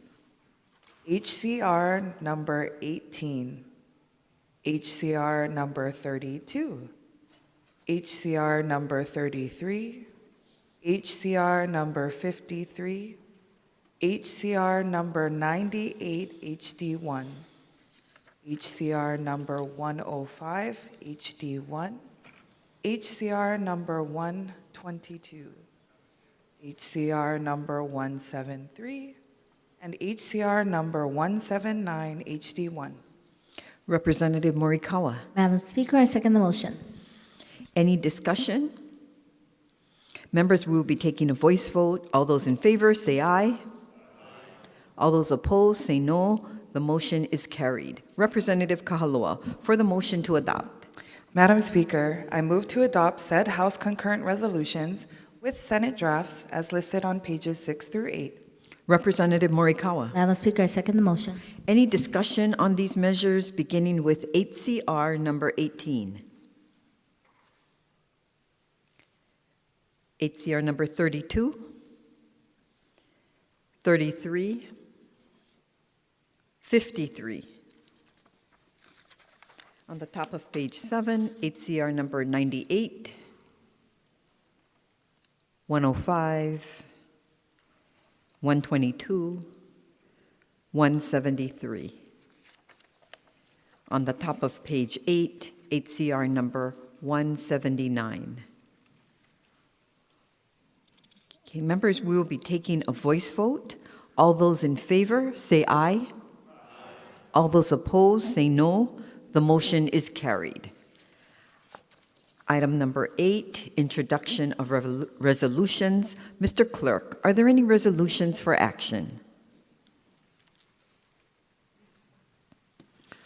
Madam Speaker, we have for action House Resolution number 215, authorizing and empowering the Speaker to perform and carry out any official legislative business during the interim between the 2026 and 2027 regular sessions. This measure is offered by Representatives Quinlan and Matsumoto.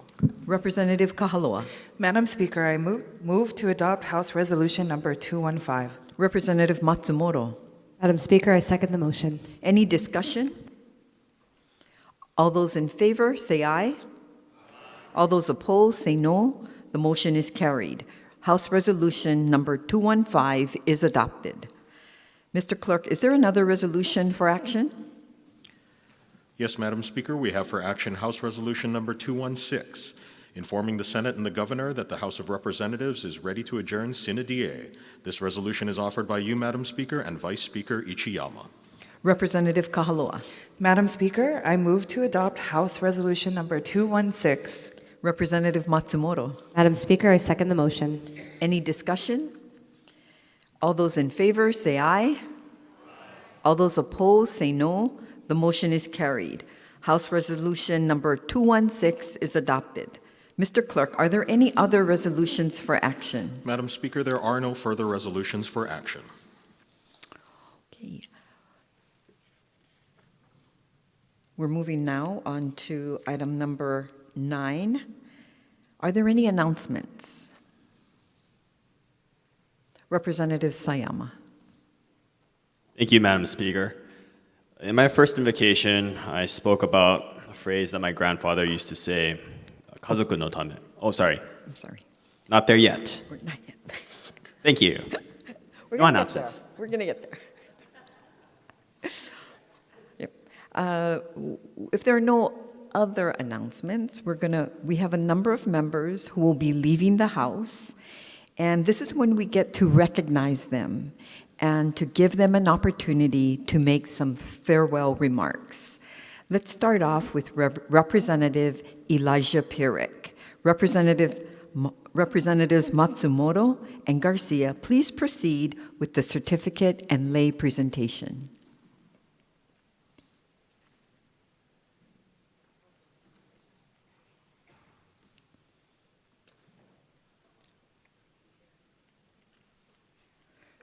Representative Pierick, please proceed with your closing farewell remarks. Thank you so much, Madam Speaker and fellow members, and my mom in the gallery, and my amazing team, Sydney Parsons, Hudette Rodriguez, and Young Winston. I'm so grateful to be here. It's been a very enjoyable journey these past 4 years, and I'd like to thank my Lord and Savior, Jesus Christ. I'd like to thank all members of my family, so my dad, my brother, other brother, my sister, her kids, her brother, my brother-in-law, her husband. I'd like to thank all of my past office managers, past staff, past volunteers, past interns. I'd like to thank all of my community volunteers and community donors and prayer warriors. Thank you to all the organizations, and thank you to the Minority Caucus. So I got permission from the speaker to address you all by name. Thank you, David. Thank you, Diamond. Thank you, Lauren. Thank you, Joe. Welcome to the team this year. Thank you, Ellie. Welcome. Thank you, Garner. Thank you, Chris. Mahalo, Julie. It's been a really unique time to be here. Thank you to all the House Chief Clerk's office, so Brian, Rupert, Emma, everybody there. Thank you so much to the Sergeant of Arms, Rod, Jade, everybody. There's lots of friends that have supported me these past 4 years, and they don't fit in the following categories, but they've just been moral support, so that's been a joy. There's been goals that we've tried to all accomplish in this body. They include trying to help the economy, reduce crime, make housing cheaper, make traffic faster getting from the west side of town, reduce the amount of houseless, get them homed, and reduce the cost of electricity. That's been my goal these past 4 years. I hope that they can be further accomplished in the future. And that my prayer is that all of us will pursue God in all of it. Thank you so much. Mahalo nui loa. Thank you.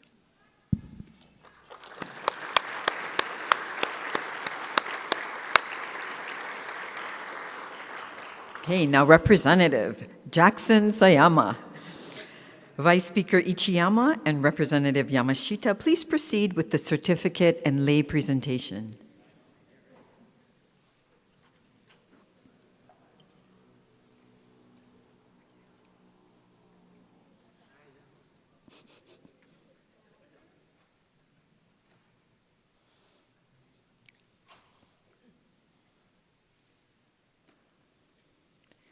And please proceed with your farewell remarks. Thank you, Madam Speaker. So in my first invocation, before I started doing the Ki exercises, I spoke about a phrase my grandfather, Etsuo Sayama, used to say, "Kazoku no tame, kodomo no tame," for the family, for the children. Is this universal value of hope, endurance, family, and love that inspired me to jump into public service at 23 years old. 6 years later, it is this same value that has inspired me to leave this chamber, the Hawaii State House of Representatives, to pursue a new chapter in my path of public service. On this final day of the session, I'd like to take a moment to thank all the people that have supported me to help me navigate this past 6 years, starting with all of you, my colleagues. It's been a true honor to serve alongside of you and an inspiration to realize a better future for the people of Hawaii, for your respective communities. Thank you for your mentorship, your friendship, patience, and aloha. It is thanks to you that I'm a better legislator, a better person. Next, I'd like to thank my staff, Evelyn, Ariel, Mark. You're in the chamber, if you could please stand up. Without your help, I could not do this job. It is often your face, your voice, that my constituents first see, first hear when they're asking for help, and it is your hand that guides them to that help. Oftentimes, your work is not recognized, but I would like to take a moment to recognize it now. Thank you so much for your dedication, for your compassion as you serve the House District 21. Thank you. Next, I'd like to thank my family, especially my parents and my wonderful fiance who has joined us today in the gallery as well. The values of my family, the family has raised me, have grounded me in my community, and their support is the only reason why I'm able to serve in my capacity as a State House representative. Finally, I'd like to thank my constituents who have entrusted me, a young local boy, to represent them in this chamber. I'll forever cherish their trust, their vote, and will carry it with me as I endeavor in my next new challenge. I leave this chamber with a heart full of gratitude and with a spirit of leadership, compassion, and courage that all of you have shared with me. I will carry these values forward, and if I may be so bold, I look forward to working with you next year from the other side. Thank you. Mahalo.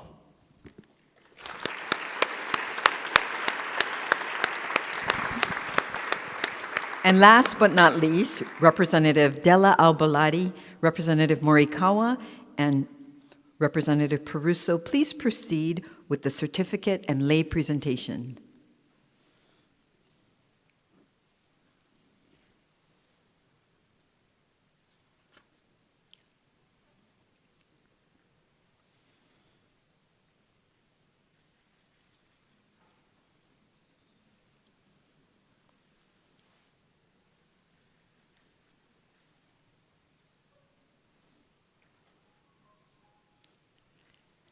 Della, your final remarks. For the past 20 years, and most recently from the newest representative in this body from downtown Honolulu, I fielded the questions about my sleep schedule. When do you sleep? Do you even sleep? Aren't you exhausted? These questions began when I first campaigned for state representative shortly after having my first daughter. They continued when I took full-time work as a civil rights attorney, a position I've held throughout 19 years of my time here in the legislature. I've heard them every time I host an informational briefing during the interim, throw 4 community events in 1 month, or juggle leading a caucus, a committee, and a campaign all at the same time, while I'm shuttling my daughters to their numerous ballet practices or recitals, one of which is happening tonight. By now, though, I think you know this about me, and you also know this about yourselves. This is our kuleana, our responsibility, the kuleana we love, even when we are tired. Colleagues, we have one of the most amazing jobs in the world. As a legislator, I have been able to advocate for better health care for our state, hold our agencies accountable for delivering services, and improve our criminal justice system, even one little step at a time. But we are more than just lawmakers. We roll up our sleeves as organizers, as catalysts, as networkers, helping people step out of their professional and personal silos to talk, collaborate, and create together. This is a position where during COVID-19, I was able to work with so many of you to bring together the judiciary, lawyers, mediators, landlords, tenants, and community nonprofits to keep people in their homes. It's where we collaborated to make sure hospitals, community health centers, insurers, navigators, patients were all communicating during a global pandemic to make us one of the safest states in the nation. What a gift these 2 decades have been. Before I leave the legislature, I would be remiss if I did not express appreciation for a few very important groups. First, to our legislative staff, our drafting and research agencies, who I know I have pestered, our tech and communication teams that have grown since the pandemic, our business offices, print shop, our legal advisors, the public access room, the web of office managers and legislative staffers who flow through this building during session and during the year. And of course, the steady leadership and service of our Chief Clerk's Office and House Sergeant of Arms. You are the glue that holds this institution together, the grease and the oil that makes it all work. Mahalo for empowering and enabling all of us to do our work. To the current leadership, mahalo, Speaker, Vice Speaker, Majority Leader, Majority Caucus Leader, Majority Floor Leader, and Finance Chair, for navigating the ups and downs of these last 2 legislative sessions, including the fallout from a significant drop in federal funding and the unpredictable, unprecedented weather cycles we are living with and through what seems like a monthly or quarterly basis. My words of advice, while we have not always been in alignment, and while you will always have to deal with difference and dissent, be kind, be inclusive, and listen. You are at your best and your strongest when you are all of these things, and it works out best then for the people of Hawaii. To my fellow chairs, it has been a privilege to work alongside you all and to watch members in this chamber grow. In particular, for the past few years, I have served in the Judiciary Committee, and I want to thank the Judiciary Chair for his thoughtfulness, fairness, and integrity with which he leads this committee. I see many of these same qualities in his counterpart in the other chamber, the Chair of the Senate Judiciary Committee, who I started in this body with, and who is also wrapping up his legislative career today. Next, I want to thank my fellow co-convener of the Good Government Caucus, along with the other members of the Good Government Caucus who strive to hold our legislative bodies to the highest standards. Even when it is uncomfortable, please hold to these highest standards. It is these standards that preserve the public's faith and trust in us. Finally, I have to thank those people who are not here in this building with us. To my constituents and my supporters who have placed their trust in me and elected me to 10 terms. This has been the highest honor of my lifetime. To my other work family who have allowed me to juggle it all and allowed me to develop my legal skills and a full legal career, to develop a practice that above all seeks justice in this world, no matter how hard the cases are at times. Thank you for your support and love. And last, and most important of all, my family, to my husband, Michael, of nearly 25 years. I love you. You are the rock and the solace of my life. On that first day of that very first session, when I took my very first floor vote, what you told me has guided me all of these years. Do the right thing. To my beautiful daughters who are watching this via live stream, you are my foundation. In these last few years, what you and your generation have demanded of me and are demanding of all of us is guiding my decision now. I hear you loud and clear. You're saying, do better. That's what I intend to do.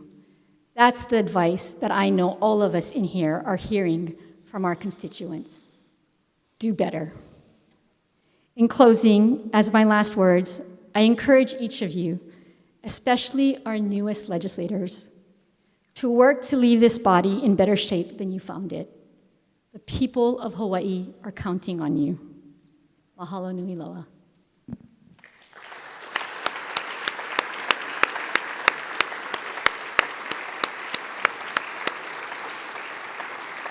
Thank you, Representatives Pirik, Sayama, and Belatti, for your years of service to the House of Representatives and for the many contributions to the state of Hawaii.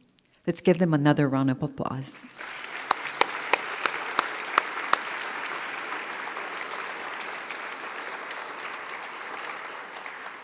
Before we do concluding remarks, I would like to recognize Governor Josh Green, who has joined us in the gallery, along with Will Kane.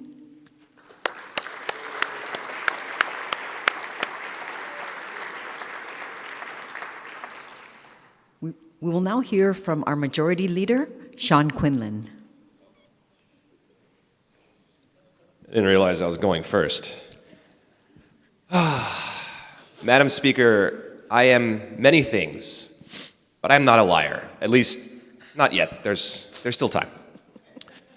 4 months ago, I stood in front of all of you and I promised that the House of Representatives would work to support and protect the working class, the hungry, and the sick. And now standing here today, I'm very proud to tell you that that's exactly what we've done.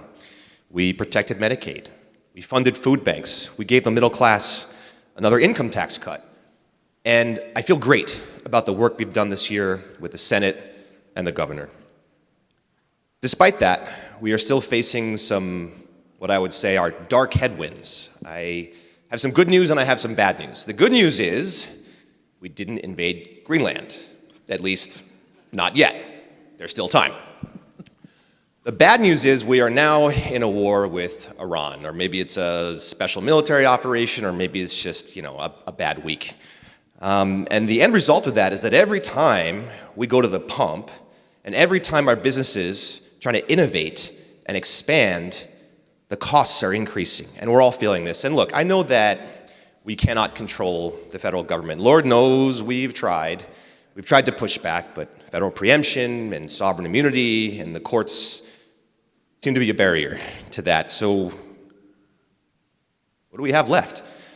Madam Speaker, I've always felt that the most important word, the most powerful word in the English language is not yes. The most powerful word is no. And that's all we have left is our refusal to bow and our refusal to kneel. In Hawaii, we do not kneel. So now we're all going home, back to our districts, back to our islands, back to our homes. And we take that refusal with us back to our communities. And Madam Speaker, if I should somehow fall along the way, I know others will take my place.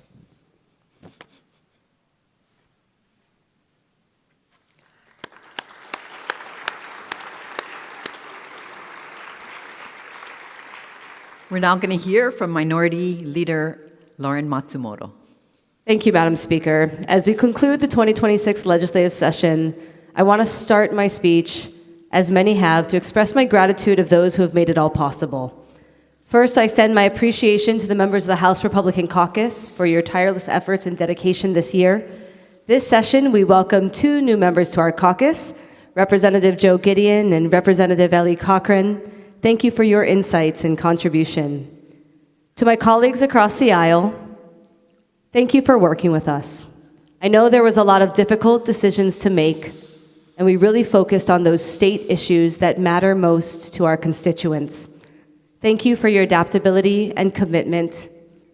To everyone in the Chief's Clerk Office, IT, Print Shop, Public Access Room, LRB, Sergeant at Arms, our DAGS teams, and other dedicated staff, mahalo for all you do. In my opening address this session, I outlined the priorities of our Republican caucus, which included cost of living, crime and public safety, corruption, and government reform. These ideas came directly from the constituents that we represent through our listening tour.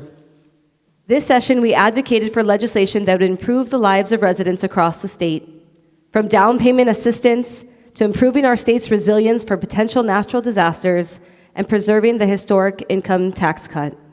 We took many steps in the right direction, working towards goals that our caucus has stood behind for years. We found common ground with our colleagues across the aisle on bills that address long-term care for kupuna, that make our roads safer, and increase opportunities for home ownership. This session presented financial challenges and forced the state to take a critical look at the budget and our priorities. The legislation we passed this session reflects steps towards fiscal responsibility, yet I still feel there were many missed opportunities to reduce government spending and tighten our belt, just as many of our residents have had to do. Our caucus will continue to challenge this body to prioritize the lowering cost of living for our residents and ensuring that we as elected officials honor the promises we make to the people of Hawaii. As the 2026 legislative session draws to a close, I am proud of our many collective achievements thus far. However, as we all know, our work never ends. During this interim period, it is imperative that we continue to earn back the public's trust, prioritize the interests of our people, and develop sound policy. You can expect us all to be in our communities where our constituents' concerns are shared with us, drafting legislation, and really working to serve our people. Going into this interim, it doesn't matter who you are, where you're from, what your background is. Everyone's voice matters, and now is the time to engage. It is our collective responsibility to serve the people of Hawaii diligently, and I eagerly anticipate working with all of you as we have in the time to come. Mahalo.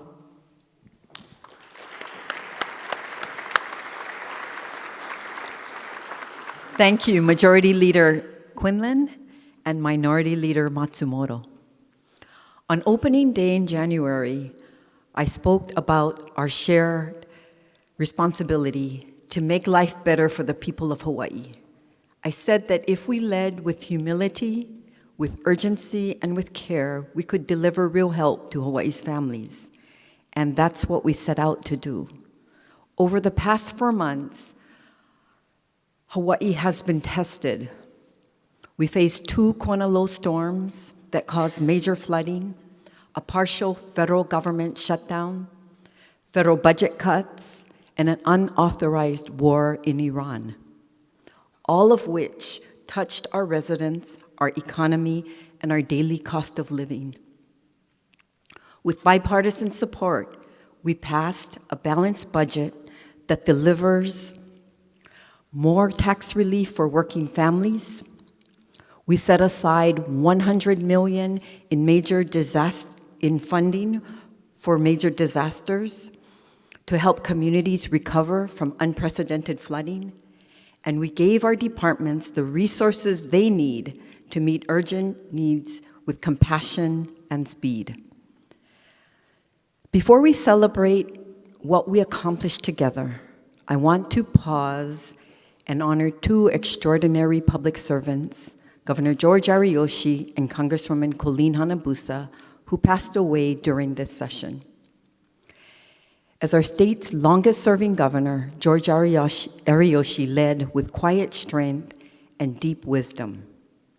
His enduring message was simple: "Okage-sama de." We cannot do things alone.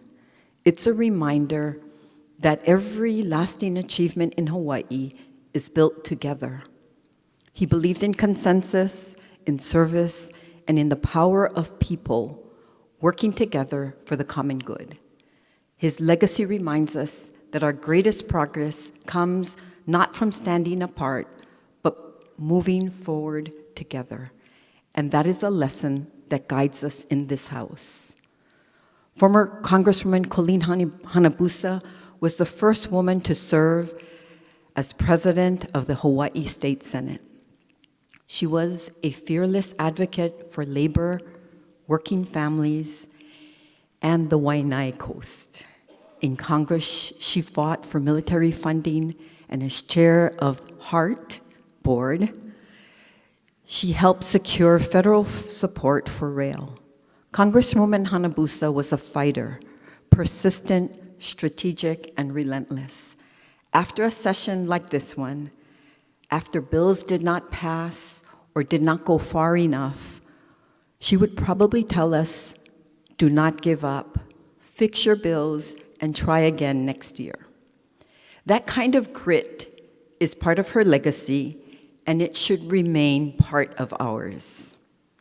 Both Governor Ariyoshi and Congresswoman Hanabusa worked tirelessly for their vision of Hawaii. I am proud of the progress we made this session toward our 2045 vision. A Hawaii where families can thrive, keiki can flourish, and kupuna can live with dignity. More important, I'm proud that this House kept people at the center of that work. This is something every member of this House should be proud of. We confronted our housing crisis with urgency. We invested more than $250 million in affordable rentals, housing infrastructure, kupuna housing, permanent supportive housing, kauhale, homes for people experiencing homelessness, because too many local families are struggling to stay here. We expanded options for agricultural workforce housing, created individual housing accounts to help families save for down payments, and address bottlenecks in our regulatory and permitting system, including the State Historic Preservation Division. We supported Native Hawaiians by expanding the Public Land Trust Working Group, funding for DHHL priority projects, and allocating $55 million in existing ceded land revenues to the Office of Hawaiian Affairs. We preserve the social safety net by helping residents who lost Affordable Care Act coverage last year. We restored funding for SNAP, the Hawaii Food Bank, and Aloha United Way 211 during the federal shutdown, and we made the rent supplement program permanent while expanding it for low-income kupuna, because in Hawaii, no one should be left behind. Our vision for Hawaii, where every child receives a quality education, also moved forward. We passed teacher salary step increases, established universal dyslexia screening, and provided $20 million to develop new preschool classrooms, because investing in our children is how we build Hawaii's future. We also advanced our vision of a Hawaii where healthcare is excellent and accessible. We passed long overdue e-cigarette restrictions, limited the sale of disposable vaping devices, funded life-saving colorectal cancer screening and testing, and created new support systems for people with dementia and their caregivers, steps that will protect lives and strengthen families. We made progress toward a Hawaii where our lands and waters are protected and well managed through the first allocation of green fees. Those funds will help reduce wildfire risk, restore beaches and coral reefs, protect watersheds, convert cesspools, expand Makai Watch, maintain trails, and plan for stream maintenance so future generations inherit a more resilient Hawaii. We also strengthened our vision for a diverse and resilient economy by expanding the film tax credit, establishing the Hawaii Micro Lending Credit Enhancement Program, and expanding the Enterprise Zone Program, because our people deserve these opportunities. Other notable bills we advanced include comprehensive e-bike regulations, immigration protections, and due process for detained immigrants, good government reforms, including partial public financing of elections, speed task force measures, including faster permit processing, limits on corporate contributions in response to Citizens United, protections for domestic violence survivors, disability services, integrated into emergency and disaster planning. Improvements to the Hawaii Community College Promise Program. Disability travel placards. Regional shoreline mitigation districts. A restructured Kaneohe Bay Council with DLNR support. A revamped Mauna Kea Stewardship and Oversight Authority. New DOE authority to quickly replace bus contractors.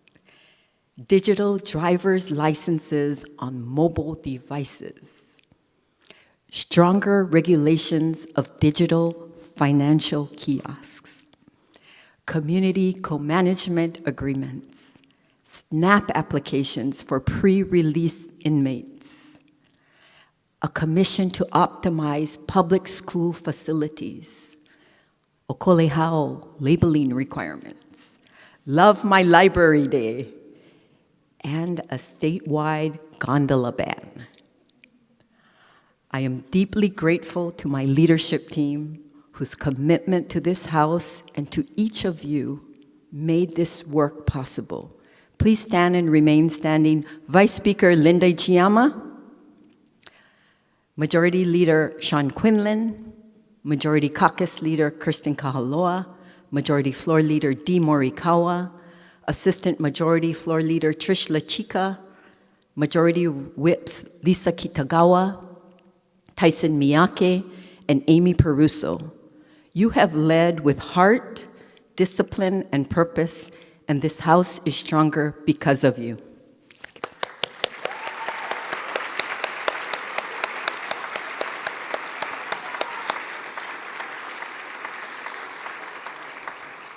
Our work would not be possible without our dedicated staff, the offices of the Chief Clerk, the Sergeant of Arms, Communications, research offices, our print shop, the custodial staff, the Legislative Reference Bureau, and every member office. Your dedication and professionalism carry this institution every single day, and you deserve our deepest thanks.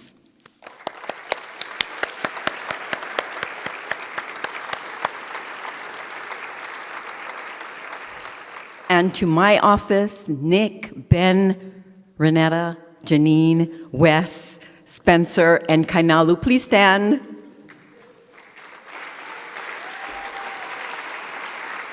Thank you from the bottom of my heart.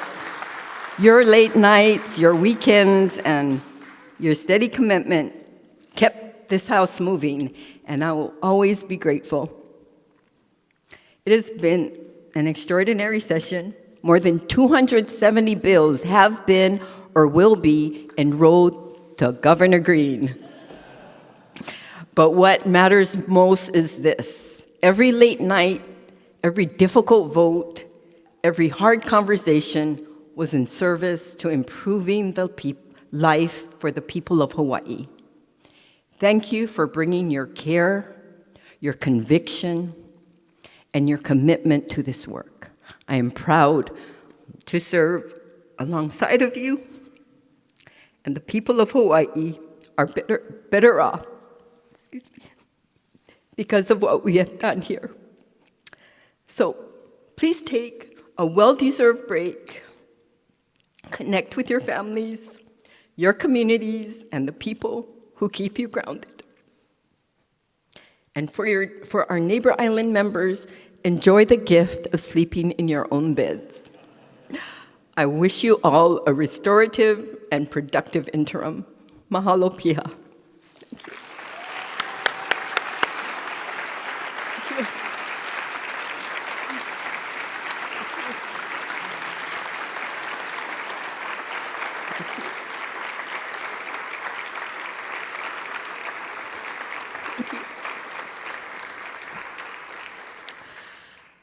I think now we can adjourn. Representative Kahaloa.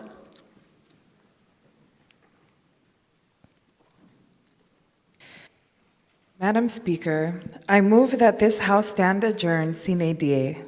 Representative Matsumoto. Madam Speaker, I second the motion. All those in favor say aye. All those opposed say no. The motion is carried. The House stands adjourned, sine die.